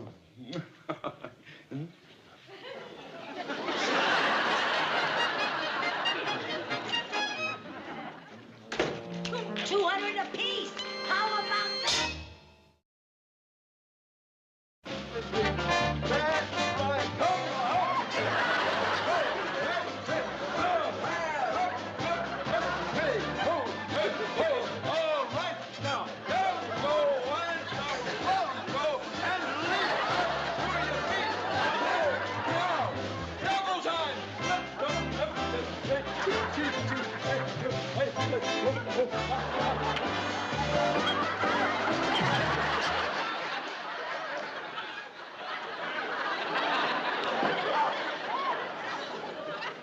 And why aren't we with the group? Well, we thought we'd join you the next time around. You two ladies are supposed to set an example. And let me remind you about the $200 donation to your favorite charity. Oh, come on, Mr. Mooney. Do you expect us to do these strenuous exercises with no food or water? Countess, I think you're getting all the food that you require. 300 calories a day. They're doing all right on 300 calories a day. Well, they came equipped with a reserve supply. Oh, for heaven's sake. All right, girls, line up. Straight line now. Come along.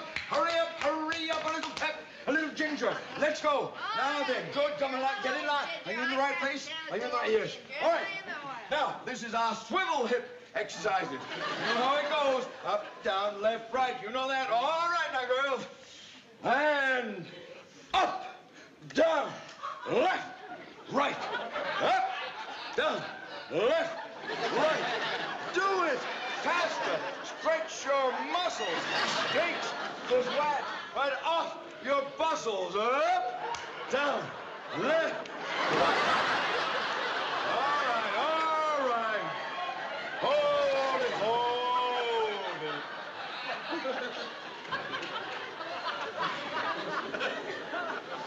Mrs. Carmichael, what seems to be your problem? Well, I was doing all right on my onesies and twosies, but I keep bruising my threesies.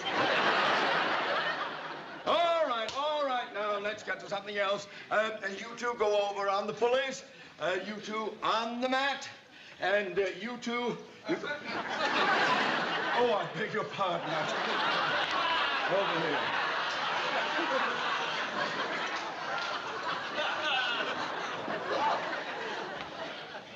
And you two row. All right, now let's get going. That's it, a little strength. That's good. And go up and that's it. That's very good. Very good. That's fine. You're doing all right.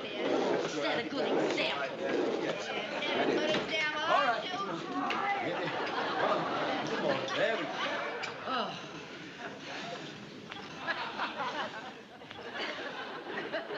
And why aren't we rowing? I'm floating downstream. And you? Are you waiting for the light to change? Well, I started to get seasick. Oh, all right, come. Gather around quickly now. Come on. Come on. Countess, will you please? Countess, please come and get into line where you belong. All right now, girls, come on. Have you got your towels? Are you in line? No, we're going out into the fresh air and climb the mountains. Isn't that lovely? That should be very interesting, watching these mountains climb another mountain.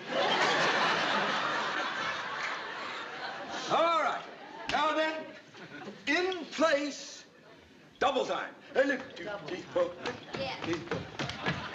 Forward! March!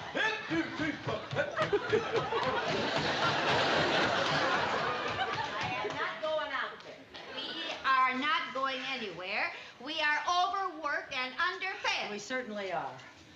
Not fair. No, it's not fair. You know something?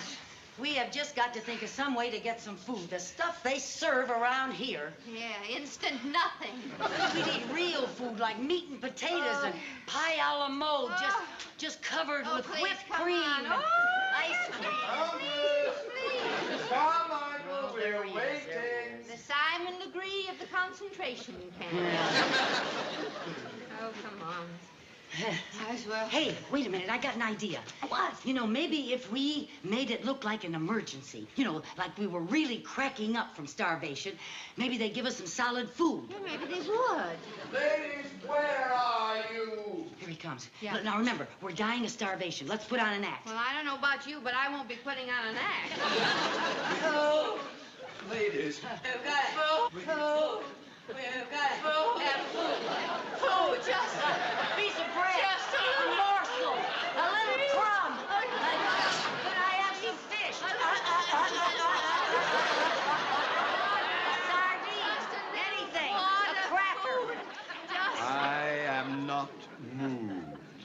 You cannot fool me with this ridiculous, phony act. Now, you cannot be as hungry as all that. Lucy, should we show him how hungry we really are? Yeah. Yeah!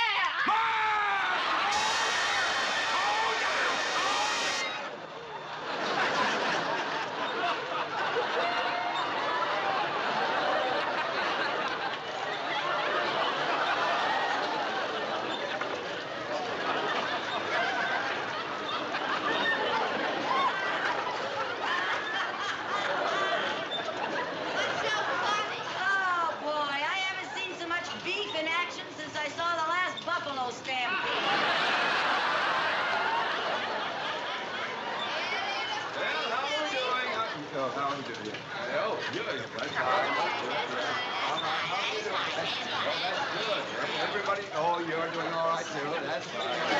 Oh, turn off your machine. Turn off your machine, girls. And gather round, please. Gather round. Now, ladies, we are going to have fun.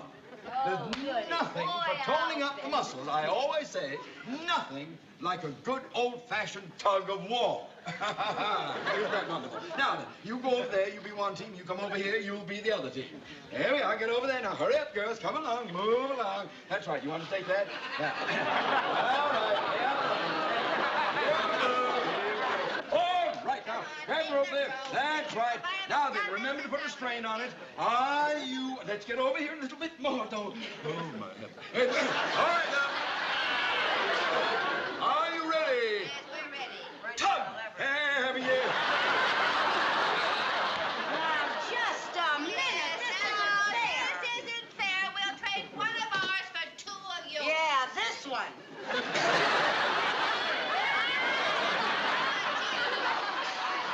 We're in shape. Tug of war. All right. Now, are we ready? Yes. Oh, good. All right, now. Tug! That's it. Put a lot of muscle in it. Lean on them. That's right. Lean hard. That's right. Dig your feet in. Now you feel those muscles tingling all around your back. That's it. All right. Dig in there, girls. Dig in. That's it. Oh, she's winning. Pull on. That's it. Oh, good. Oh, that's fine. Ah, you're doing very well. You feel it all in the back area. Oh, that's it. All right. That's it. All right. Don't let it go slide. There we are. Go. Go the other way, Jenny. They're beating you. Jenny. Get the other way. Pull hard, Jenny. There we are. That's good. Hold that.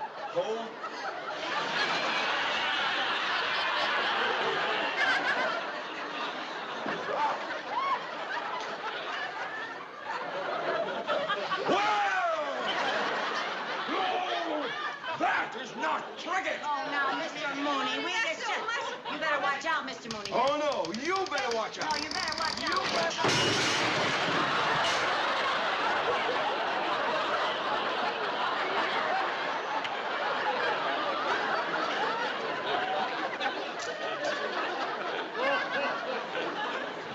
They just don't build walls like they used to.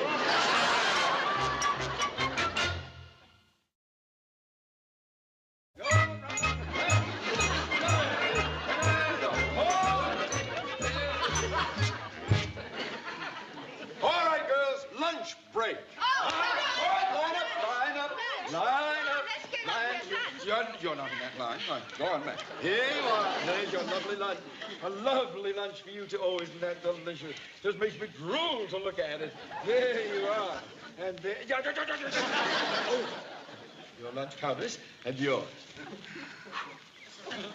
Same old gourmet special. One lettuce leaf, a curl of carrot, a sprig of parsley, and a yogurt wafer. Sort of a no-care package. Get going and stuff ourselves. Oh, let's do it. I could eat anything anyway. Oh, Sometimes boy. I wish I were back How'd with we my ever- dear departed husband. How we ever let ourselves in for this, I don't know. I just so weak. I don't know whether I have the strength to eat this.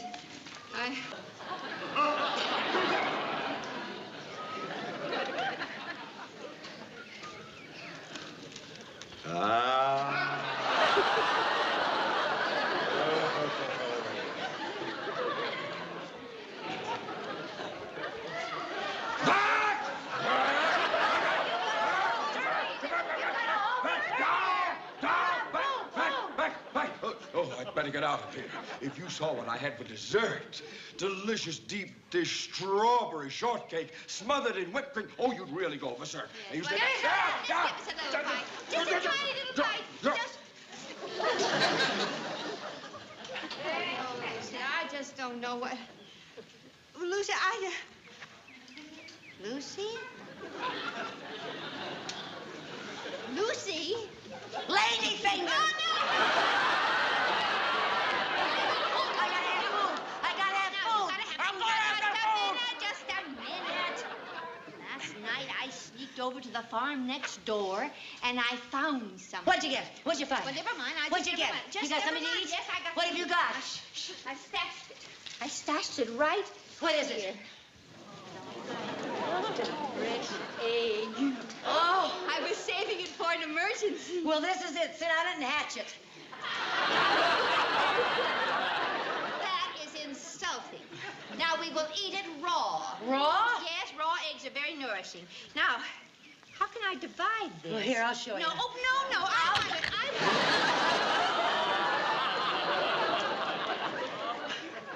I don't like you. I'm sorry. I'm sorry, Rosie. I'll make it up to you. I'm sorry. Did you hear what I heard? The most beautiful sound in the world. Oh, hello, Bossy. A bossy cow. Come on, baby. Come on, Bossy. Come on, Come on, baby. Bossy. Oh, isn't she beautiful? Hello, Bossy. Oh, yeah. Oh. Yeah, but we can't eat her raw. No. Maybe we can get some. You know how to get some milk out of her? Well, well, there's a lot of faucets down here. You gotta have a stool. Get the stool back there. What stool? Right there. He had it. Get the stool. Put it. How are we going to get her to sit on it? Sit on it, silly. Now, there's a bucket. There's a bucket over in the barn there. Go get the bucket. Oh. Yeah. Come on.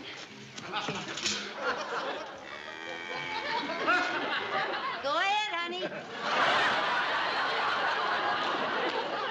She doesn't do it all by herself. Oh, what should I do? Well, just grab on and make believe you're climbing a rope.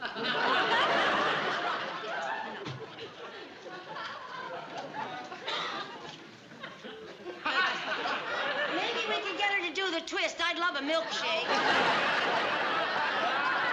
Push on, push on. I think the word is pull. All right, pull. Well, now what's the matter? Well, I'm not. She looks like a friendly cow, but I wouldn't want her to get mad at me. She won't get mad at you. Well, she might kick me. Oh, she will not. Oh, listen. What? I read somewhere where they play music in those barns to keep the cows happy. Oh? Yes, so why don't I sing to her and you milk her? Oh, you think you know something she might like? Yeah. Sit down, and I'll try. Make it like I'm climbing a rope, huh? La da dee da dum. La da da da dum.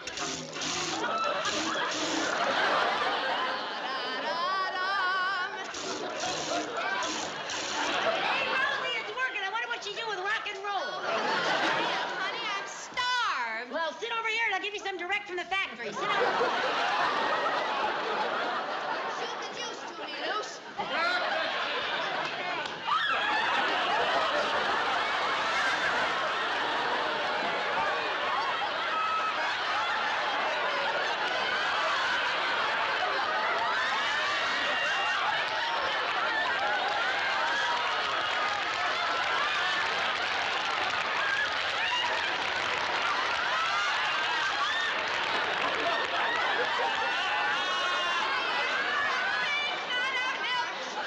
You don't want a refill, huh?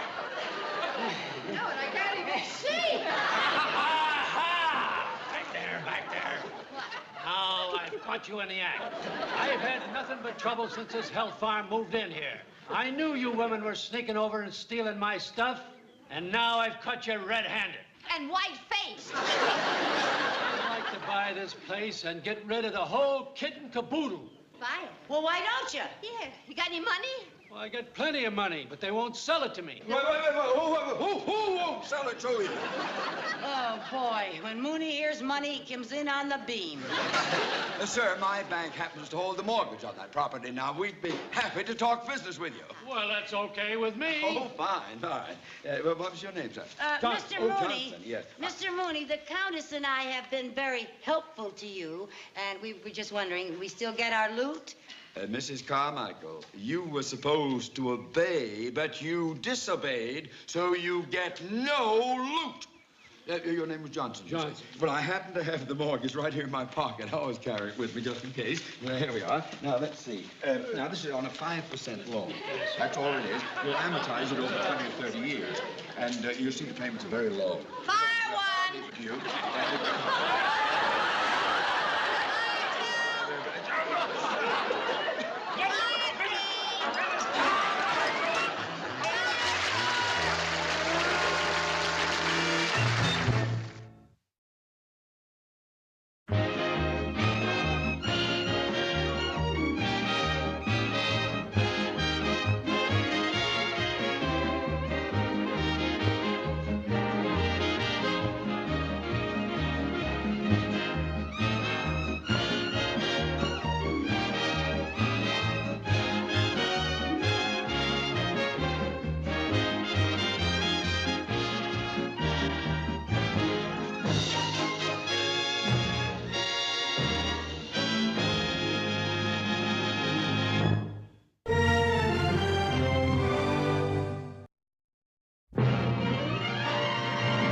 It's the Lucy Show. Starring Lucille Ball.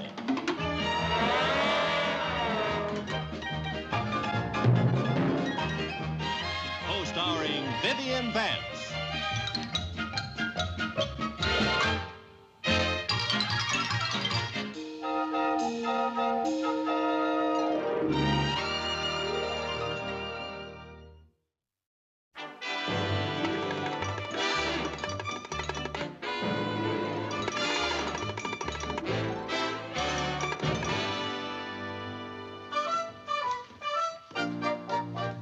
Anyone for tennis?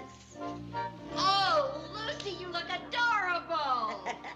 It took me 6 weeks to save enough to buy this outfit. Pow! Wow! I may not be any good at the game, but at least I look like a tennis player. Oh, I should say you do. You're a regular Patty Berg. Isn't she a golfer? Oh, it doesn't make any difference. All I know is that you look just absolutely great, girl. Thank you. Think I'll serve a few? Wow! Yeah, right Now, back. take it easy there. Don't wear yourself out before Bill calls for you. Don't you worry about me. You know, Viv, you ought to exercise more. It's very good for your figure. Why should I exercise? My figure's just the same as it was 20 years ago, only a little more mature. Well, it looks like you've matured more in some spots than others. Okay, you've made your weekly crack about my weight. I'll go on a diet tomorrow. Okay. Right at you, boy. Too bad, old man. Better luck next time. You won, huh? Yeah, I won. Lucy. What? How serious is this thing between you and Bill? Well, because of him, I'm playing tennis. I've gone duck hunting with him. I'm taking golf lessons. Tomorrow night, I'm going bowling. And next week, if he asks me, I'm ready for ping pong, polo, or pole vaulting. Sounds like you like him. Well, no gal's gonna break in a new set of muscles every day for a man she doesn't like. That's true. There he is. No, I want to get us. You get in the kitchen. Why should I go in the kitchen? I want you to make an entrance. Oh, for Oh, heaven's come on now, sake. make an entrance. You just look marvelous. Hurry up.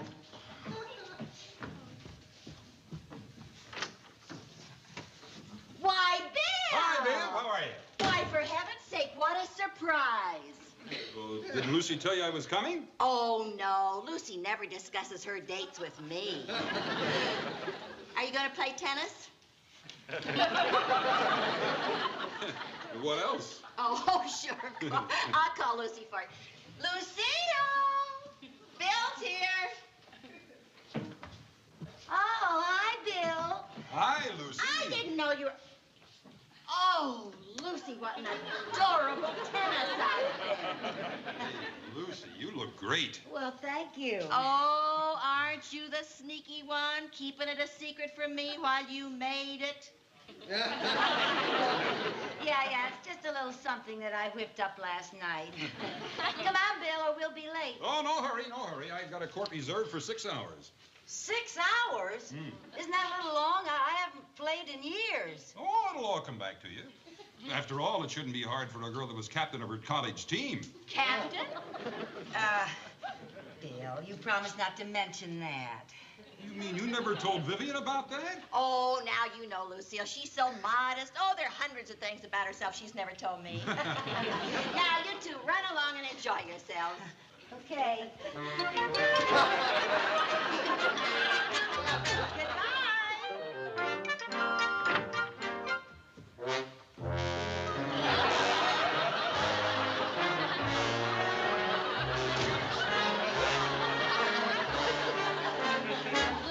Lucy, are you all right? Oh, fine. I always walk like I just got out of a train wreck. Oh, you poor little... Don't touch me. There isn't a part of me that isn't bruised, broken, or bent. Oh, you better sit down. No, thank you. I'll stand and keep moving. At the end of the game, I tried to jump over the net, and I didn't quite make it. Well, here, honey, at least let me take your racket for you. Let go of it. I can't. I think rigor mortis is set in. You can't let go of it? No. Oh, here, let me help you, honey. Take that finger. Ah. Ah. You have to get it out. Ah. Oh, honey, you better go right upstairs and take a good hot bath. That's just what I'm gonna do, girl. Oh. Hey, Viv. Is it possible for a man in his 40s to be drafted overnight? I don't think so. Oh, darn it. I'll have to go bowling with Bill tomorrow night. Oh, dear. And next week I'll have to go through the tortures of badminton and bicycling and bronco busting and ping pong, polo, pole vaulting, and parachute jumping.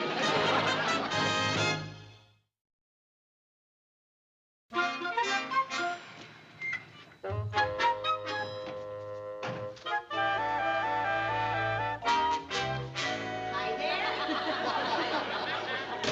Well, how did it go? How did what go? The bowling. Oh, the bowling. Oh, not bad. We bowled 17 games. What was your best score? 11. I made 2 strikes, but one of them didn't count. It was in the next alley. Where's Bill? Oh, he'll be right along. He's taking one of his athletic friends home. Oh, let me hang up your coat, honey. Why are you carrying that bowling ball? What bowling ball? Oh, that bowling ball. Why are you still holding it? I'm not holding it. It's holding me. I gotta get my fingers out. Oh, that must have been a little rough trying to bowl with that thing stuck on your hand. You could have gone right down the alley. That's how I got my second strike. You mean that? Yeah, you haven't lived till you belly whop down a bowling alley. Oh, honey. Come on, stand up. Let me take it off of you. Can you do it? Can you get up? Oh, dear. Come on, Lucy. You'll have to help, you. Viv. There you go. Now I'll take it easy. Take it real easy, girl. Okay. Ah. Ready? Ah. Ready? Ha, ha, Okay. ha. There. Ha. There you go. Oh. Oh, that feels wonderful. Where's my arm? There it is. Oh, thanks. Lucy, if I were you, I'd just stay in bed all day tomorrow. Oh, I can't. He's taking me skin diving. Skin diving? Yeah, skin diving. Oh, Lucy, honestly, you have to be an expert swimmer to go skin diving. Yeah, well, Bill thinks I'm an expert. Now, don't tell me you told him that you swam the English Channel. Well, yes, but just one way. Oh.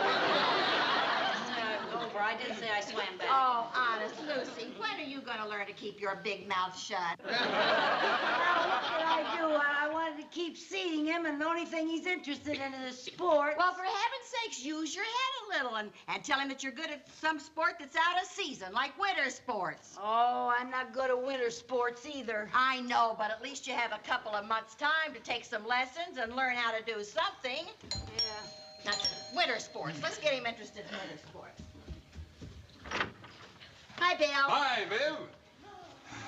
Well, Eddie loaned me his scuba diving suit, so everything's all set for tomorrow morning. I'll pick you up bright and early. Good, good. I'm looking forward to our skin diving date. Yeah, so am I. Oh, say, you do have a wetsuit, don't you? No, they're all dry, but I'll soak one overnight. Oh, Lucy, you have a great sense of humor. Oh, Bill, it's just a shame can't see Lucy at something she really excels at, like winter sports. Winter sports? Uh-huh. Lucy, you didn't tell me you were good at winter sports. Well, I didn't want to say anything about it, but that's where I really shine, you know, figure skating and tobogganing and skiing. And... Skiing? Oh, yes. That is my favorite sport, skiing. Say, do you shush? Can I shush? Of course I shush. Good, good. Oh, and I love the slalom course. Do you slalom? Well, now, you should see me doing my slalom. Oh, it sure is too bad there isn't any snow now. Hey, but there is. Where?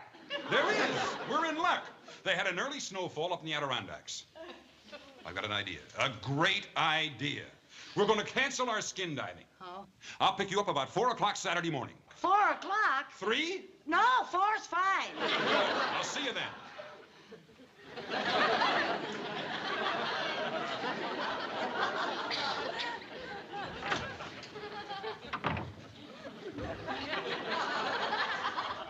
Lucy, are you mad at me?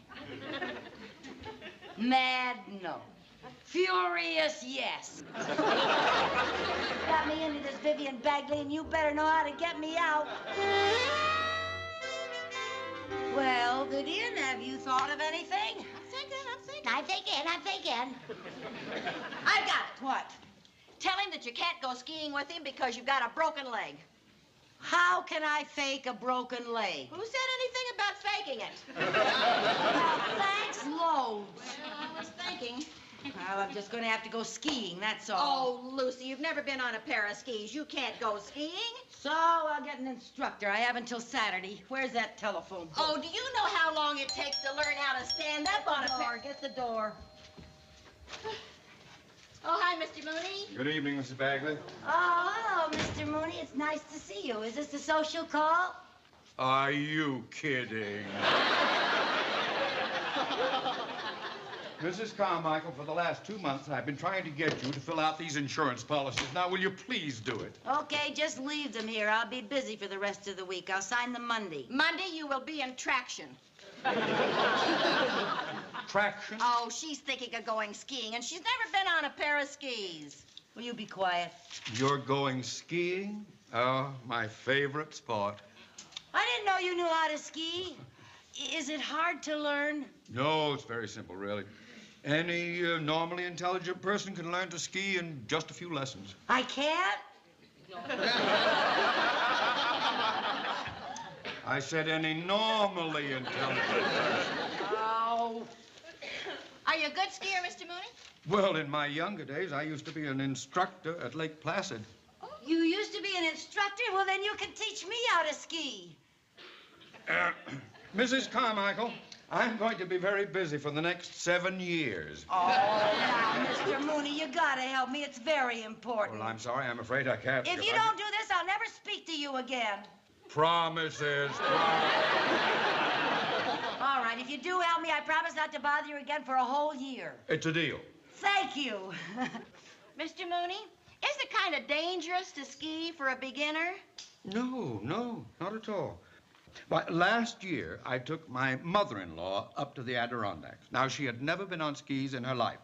And first time out, she went right up to the top of the mountain, went straight down, took off at the jump, soared into space in a perfect arc, and landed right at the bottom.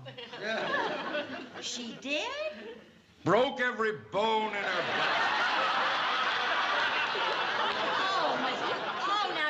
Mr. Mooney, now that means that it is... Vivian, he's just teasing. Now, that didn't really happen to your mother-in-law, did it? No. Just wishful thinking. See? Mr. Mooney, when can you give me my first lesson? Well, I'll be free tomorrow afternoon. Ah, it's a date. I'll expect you right here. All right. Let's see, now, what kind of equipment will I need? Well, skis, poles, boots. Bandages, splints, and a hospital reservation. You be quiet.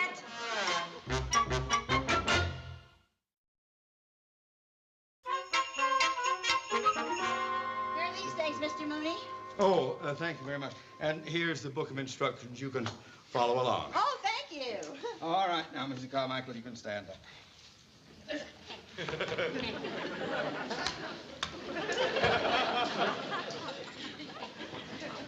Mrs. Carmichael. Here, let me help. Oh, thank you. There you are. Well, you certainly look like a skier. There you are. Oh, look, Viv, this is for picking up stuff that litter bugs leave. What's the matter? I'm sorry. Lucy, don't use those things until you know what they're for. Oh, I know what they're for. They're signal indicators. If you want to go right or left, you just do that. What happened? You polled me. Now, will you keep those things down by your side? I think I'll make some hot coffee for you two skiers. I'll get this out of the way, too, so you have plenty of room, Lucy, huh? Thank you. Okay, Thank you very much. all right. That's fine. All right, Mrs. Carmichael. You are now ready for your first lesson. Right. Now, you watch me. Yeah. All right. Now, first of all, you bend the knees. That's it. Bend the knees. Now, lean forward. That's it. Now, you keep flexing your knees. That acts as a sort of shock absorber when you're going over rough terrain.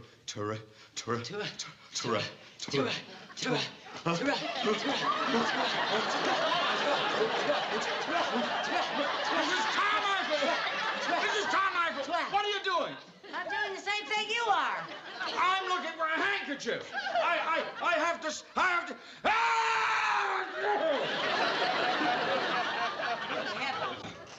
All right, now, Mrs. Carmichael, we are going to learn to walk on skis. Oh, walking ought to be easy for anybody. Oh, what are you laughing at? You look like a red-headed wishbone. Mr. Mooney, get me out of this. Oh, all right. Oh. Now, bring your left foot back slowly. Bring it back. my left foot back slowly? Bring it back. Push. That's the girl. There. There you are. All right. Oh. I'm sorry. All right. Now then. Wasn't so easy, was it? No. I will show you how to walk on skis. All right. Back up, back. Wait until I tell you to move.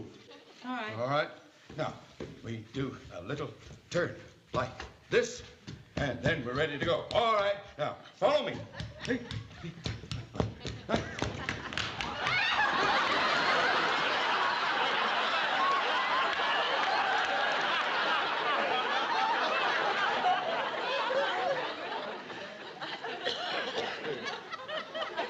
Get off.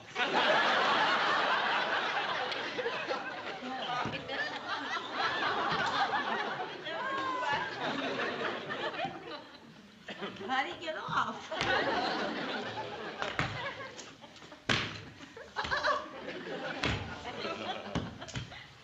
There, I got off. All right. Let's go again.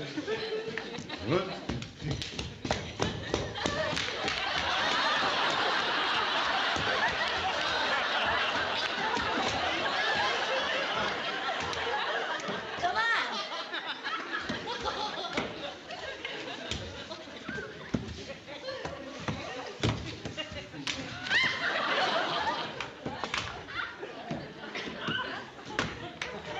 Come on.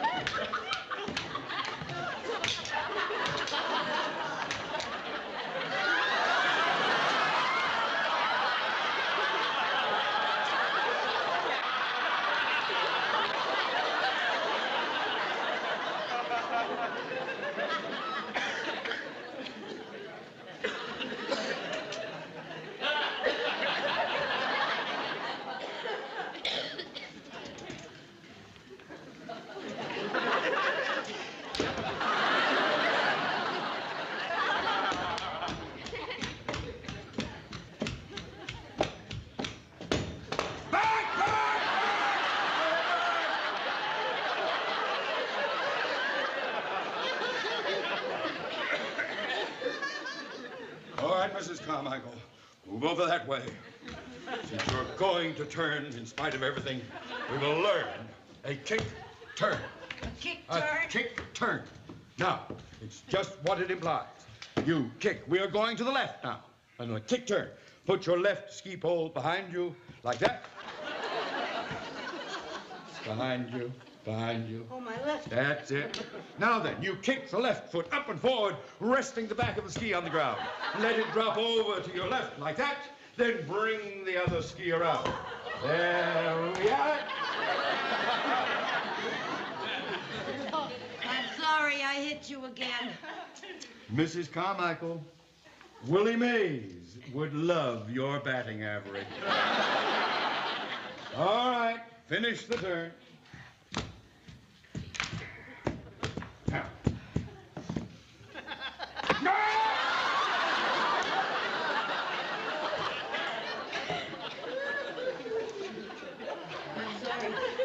Congratulations, Mrs. Carmichael. Oh, what for? For the last 15 years, my doctor has been trying to get me to give up skiing. And you have succeeded in 5 minutes. I'm through. Finish. Mr. Mooney! No. Oh, Mr. Mooney, that's now you promised to give me a lesson. I'm not going to break my limbs. Well, how do I get out of this? I would suggest that you sell the skis. Oh, Mr. Mooney, that's not nice now. You promised no lesson. Yes, he's here. Mr. Mooney, it's for you.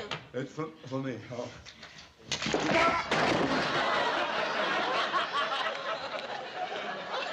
It's your wife.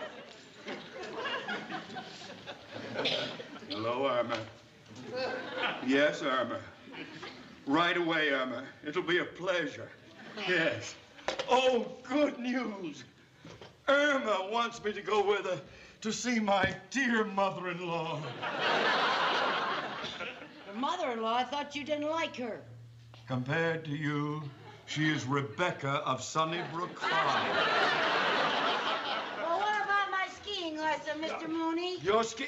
Now, there's the book, Mrs. Bagley. You carry on and take my advice. Keep at least 10 yards away from that woman. There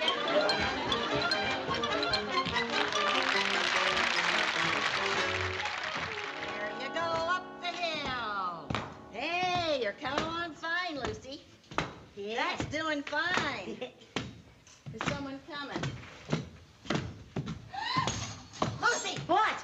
Bill just drove up in the driveway. Oh, no, he can't see me on skis. He'll know I've never skied before. That's right. He can't see me practicing. What'll I do? Just take them off, honey. Take them off. What'll I do? I can't get the clamps undone. Well, hide someplace. Hide on skis? Yeah, hide upstairs, honey. Upstairs. Hide upstairs. Hide upstairs. I'll go. The house. Come on now. Go on up there. Go on up. She says, have you ever tried to go upstairs on skis? Here, get in the closet. Get in the closet. Shut the door. I can't get in any farther. Oh, the sofa. I can't get under the sofa, Bill. No, not under it. Here, you just back up. Now back. Turn. Now back. Atta girl. That's it. Just a minute. Coming. There you are.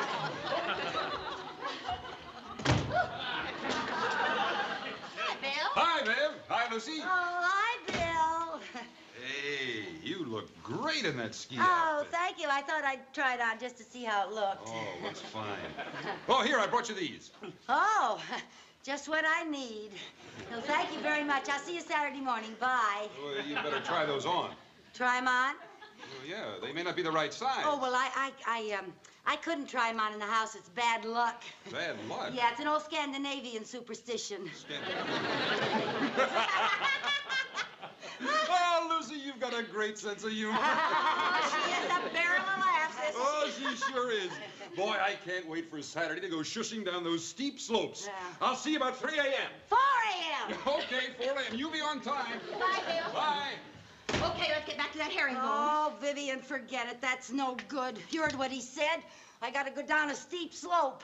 Now, where can I practice on a slope? I need a steep slope. The roof, that's very steep. The roof? Are you kidding? Well? Oh, heavens. Wait a minute. Here, Yeah? I got an idea. You got an idea? Yeah, step up. What's Step up. Lucy? Help me get my skis off. What are you going to do? Listen, you know those packing boxes we've been sending for... Are you out of your cotton picking mind? You sure you want to go through with this? Don't worry, everything will be all right. Ah! What's the matter? Somebody lowered the ground. Are you ready, honey? Oh, not yet. Let's see now. I gotta stand up. Got everything ready? Yeah. Huh? All right. Are you ready to go? Now, you be awful careful, Lucy. That's higher than you think it is. Oh, don't worry. I gotta go down a steep slope.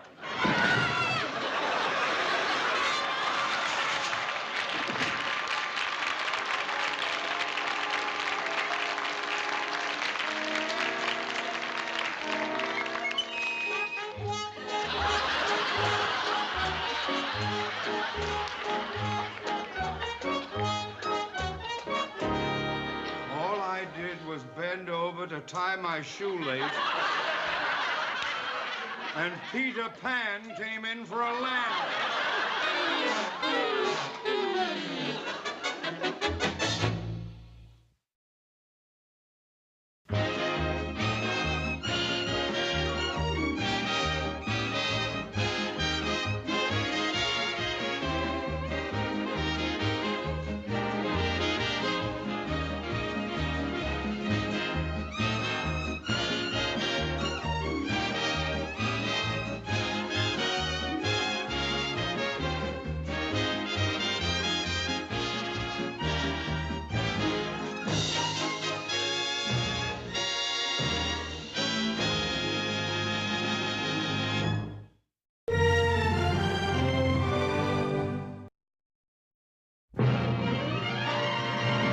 It's the Lucy Show. Starring Lucille Ball.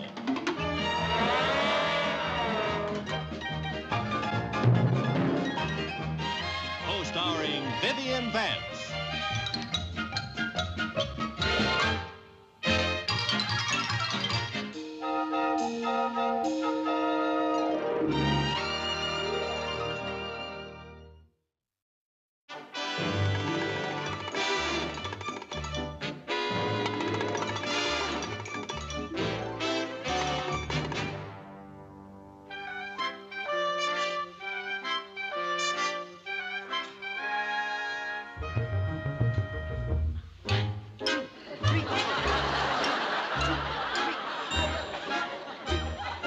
Lucy, have you seen my new garter belt? I thought it was up there in the drawer. I can't find it anyplace. I just bought it the other day, and this is the first time I've wanted to wear it. There it is. What are you doing with my new garter belt? Oh, come on, Viv, let me have it. I haven't finished yet. Give me that. I need it to keep in shape. Well, I needed to keep my shape in. Come on, now, give it here. Oh, all right. You did that on purpose. I did not, Oh, you Viv. did too. Mind if I borrow this? What's the big idea? I gotta exercise. Well, take my advice and don't work up an appetite. Why not? Well, because you're broke, and if my alimony check isn't in this morning's mail, we're going to be eating leftovers for dinner. So what? We've eaten leftovers before. Yeah, but these leftovers are leftover from last night's leftovers. Well, Viv, you just better get down to the bank and ask Mr. Mooney to loan me some money until I get my allowance. Me go? Oh, Lucy, Mr. Mooney wouldn't give me money for you if you'd been declared a disaster area. Well, at least you could give it a try. Why don't you handle him the way I do? Be pleasant, butter him up a little, and then very casually get down on your knees and beg for $50. Lucy, I couldn't get $50 out of that tightwad if I got down on my knees with a pair of loaded dice. Well, now, look, you can use my system. Tell them the children are starving and take out your handkerchief and wipe away some tears. But be sure and tell him it's a matter of life and death that I get $50. What if he only offers me 10? Grab it. Oh, come on now, Lucy. You play that scene so well. Why do you send me? I can't go. Why not? Because I have to go to work. Go to work? Yeah, that's why I'm trying to get in condition. Have you got a job? Oh, come on now. What kind of a job is it? I can't tell you. Oh, come on now, Lucy. You gotta tell me. Sorry, Viv. Oh, now, Lucy, just give me a hint. Well, Just a all little- I can say is it's the most exciting, thrilling, and dangerous work a woman ever had.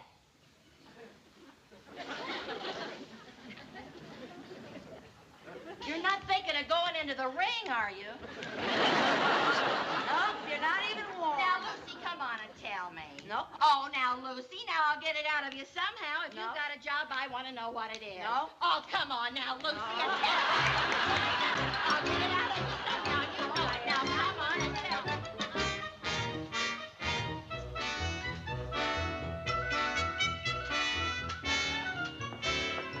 Good morning, Mr. Mooney. Oh, good morning, Mrs. Bagley. Oh, what a beautiful carnation. Oh, thank you. I grow them myself. You must have a green thumb. Yes, from counting green money. Oh, Mr. Mooney, you do have a delicious sense of humor. Lucy sent me. Yeah. Another financial crisis. Oh, I'll say it is, Mr. Mooney. I don't even have a nickel for the parking meter. It's just one of those times when my alimony check and her allowances run another dead heat. This is a business institution, not a racetrack. I'm not interested in your photo finishes. Well, I can't say I blame you.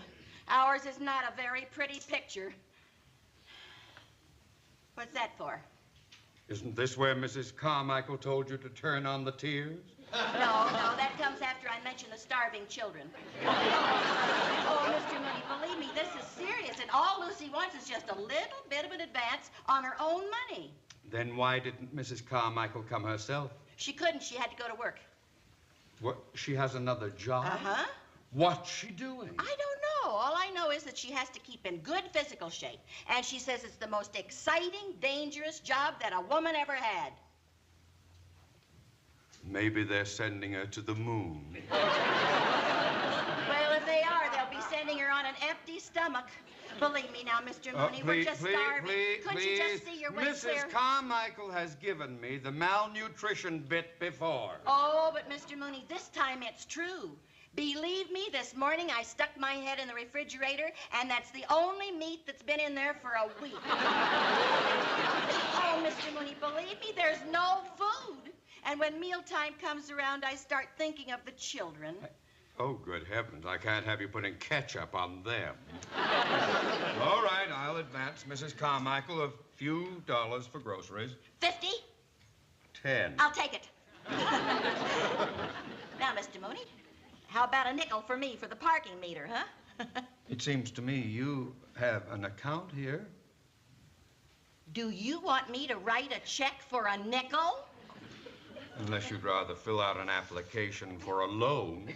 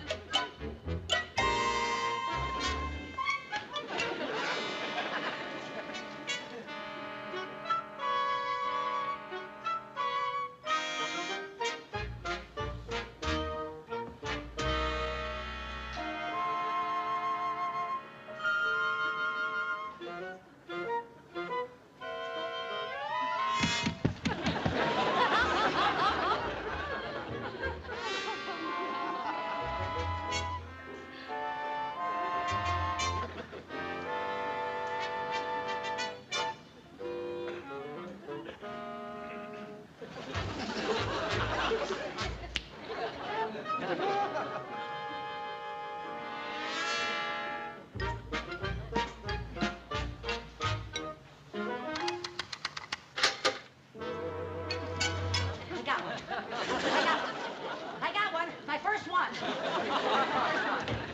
This is my first one. I got 'em good, too. My first one. Yeah. Oh, just a minute, officer, just a minute. Lucy! Hi, Bill. So this is your big secret? Yeah, what do you think? Oh, I never would have guessed. Ma, you look wonderful in that uniform. Thank you. Isn't it great? I just started an hour ago, and already I'm writing out my first ticket. Oh, congratulations. Marvelous. Wait a minute. You can't write that ticket. That's my car. It is?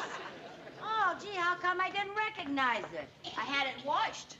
I didn't know it was green.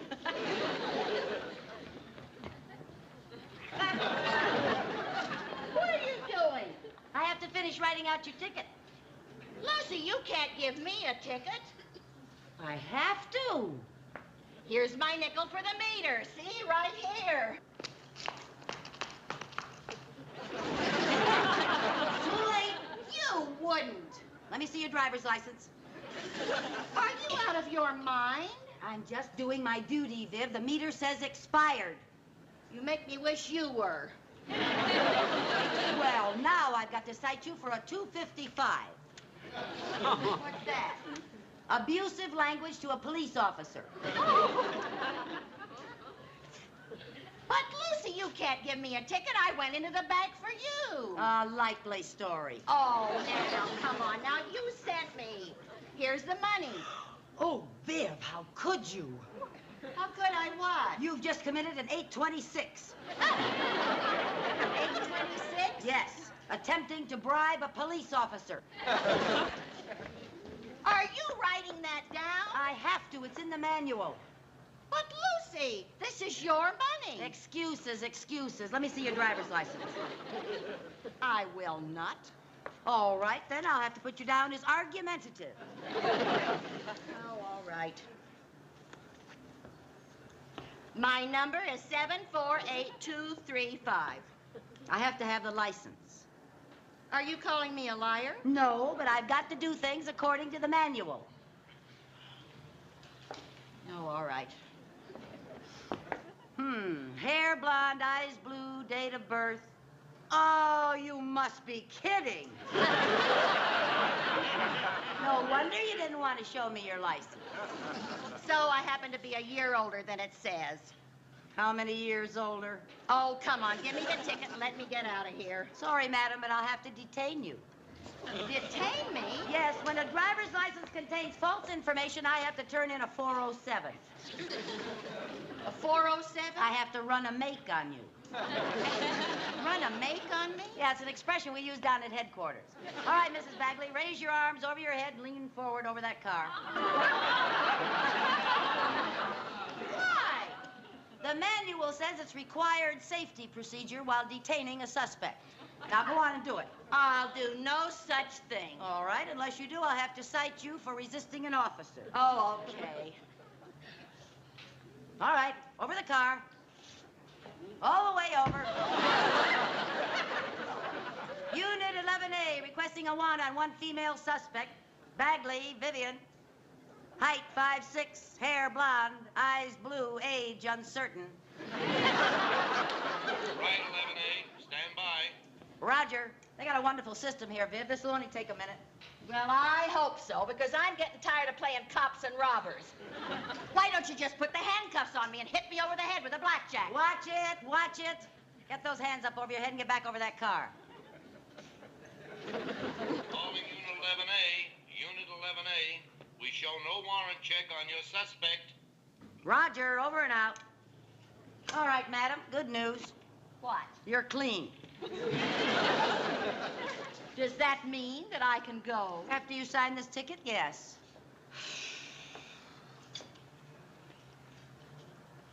Thank you. There you are.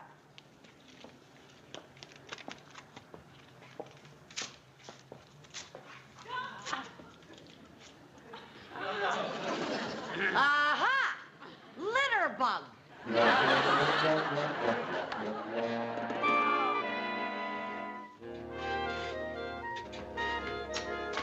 Hi, girl. Hey, wait till you hear what a success I am down at headquarters. They said I gave out more tickets than any rookie they'd ever had, including men rookies. And boy, did I make a big hit with that 7 violation ticket I gave you. Thanks to you, I'm liable to make sergeant soon.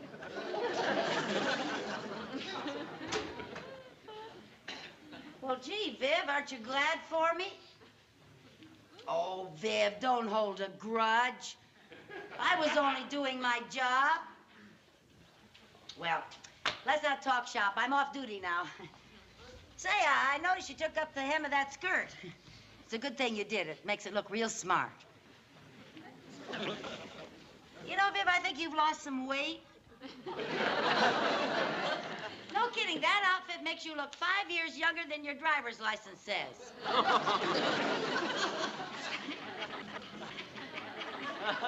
Gee whiz, Viv. No matter what kind of beefs we've had, we've never not talked. At least we had the decency and courtesy to argue and yell at each other. Oh, Viv, will you say something? Anything. Copper. Oh, I wish you'd stop talking like that. When will you civilians realize that a policeman is your best friend? A policeman, yes, but not a stormtrooper. Stormtrooper? Why, you meter cheater? Meter cheater. Oh, Viv, let's not quarrel. Have you started dinner yet? Not yet. I just got back from doing my shoplifting. Oh, Viv, you're funny, honey. Don't try to make up with me, J. Edna Hoover. Viv, I was only doing my job. Well, your job is liable to cost me a fortune in fines. Well, I'm sorry, but this is one job I don't intend to lose. And if you're unhappy about that ticket, you can just go fight City Hall. That's exactly what I intend to do. I am going to go to court and fight that ticket. Well, fine. May the best man win. No hard feelings.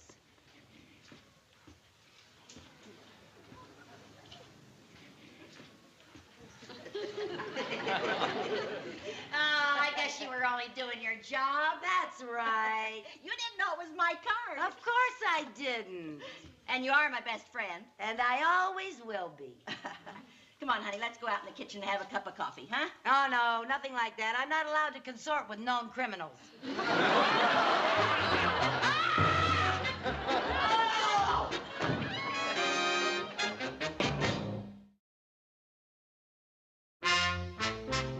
City of Danfield versus Mrs. Vivian Bagley. Is Mrs. Bagley present? Right here, Your Honor. Would you step up here, please? Yes, sir. And Officer Carmichael.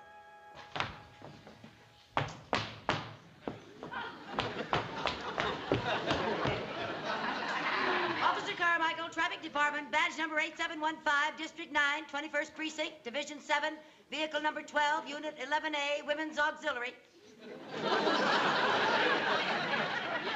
Thank you. Now, Mrs. Bagley, about these various charges listed against you, how do you plead to the charge of overtime parking? Not guilty, Your Honor. Oh, come on now.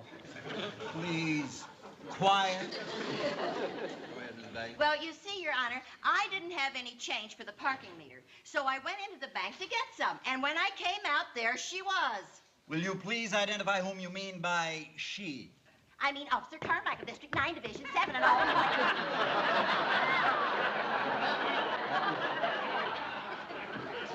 And did you explain your situation to Officer Carmichael? Oh, I certainly did, Your Honor. She had no right to give me that ticket. I call him as I see him. Your Honor, with the court's permission, I would like to prove that her story is very questionable. Permission granted. You may be seated, Mrs. Bagley. Yeah, sit down, Viv. Now, Your Honor, you see, this is Maple Street. And this is the bank over here, and you're the saloon on the corner. What? I mean, you're the cocktail lounge. You're the cocktail lounge. Now, there were 3 cars parked right here when I came around the corner.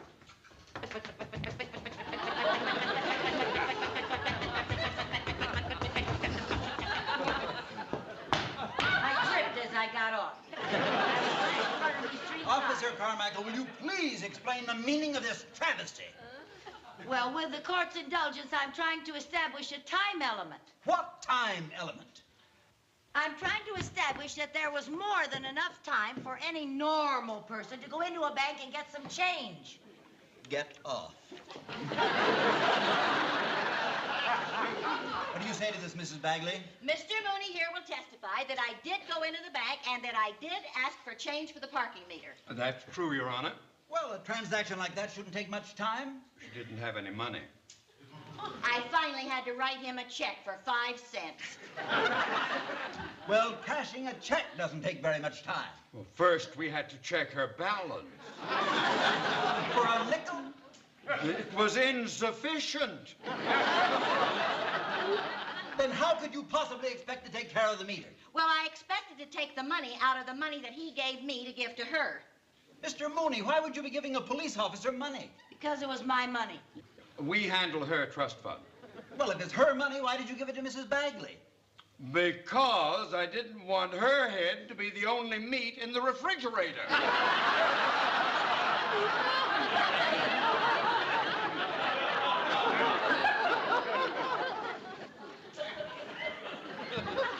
No, wait.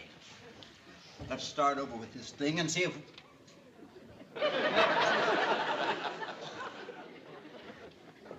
Will you go and sit down someplace?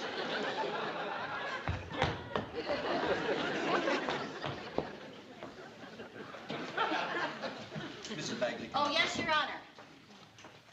How do you explain these other charges? Attempting to bribe a policeman. Yeah. It was her money. Can you prove it was her money? Mr. Mooney? Yes, Your Honor, I have the canceled check right here, right here. Now, if you don't mind, I'd like to get back to the bank. Very well. Will you hand this evidence to the bailiff on your way out? Thank you so much, Mr. Mooney, for coming to help me out. That's very sweet of you. Mrs. Bagley. Oh, yes, sir. Yes, Your Honor. How do you plead to the rest of these charges?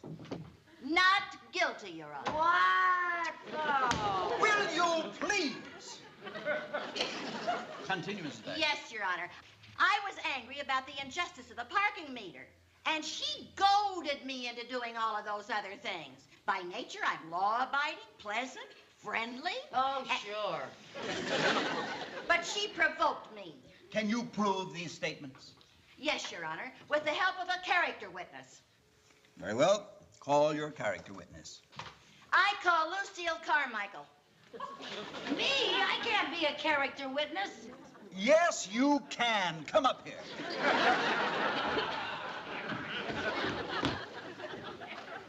Proceed.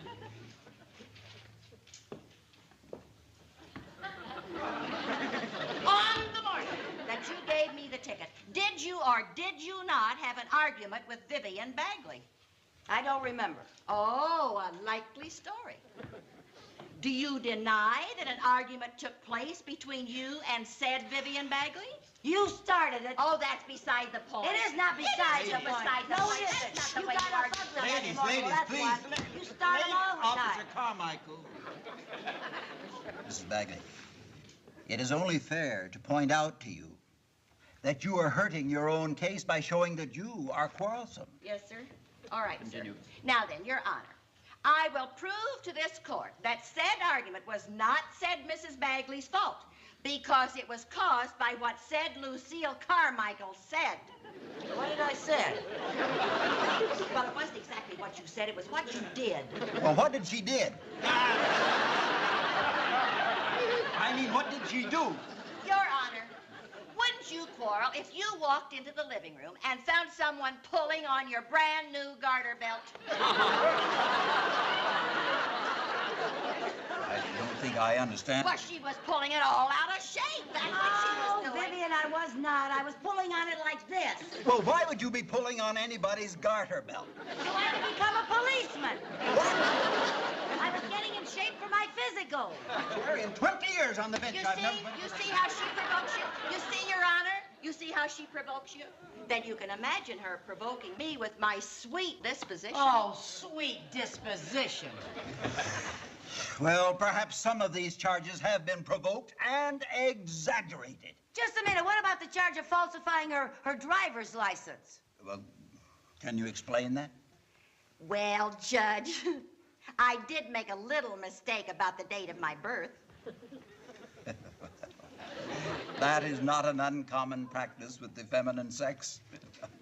And so far as a woman's age is concerned, I think our Motor Vehicle Bureau is chivalrous enough to close one eye. For the age she put down, they'd have to close both eyes and wear dark glasses. Your Honor, that's contempt of court. Your Honor, do I have to stand here and be cross-examined by this bleached blonde Perry Mason? Oh, your hair hasn't been its original color for 20 years. Is that 20 so? years that I know it. You just happen to have those dark Order in this court!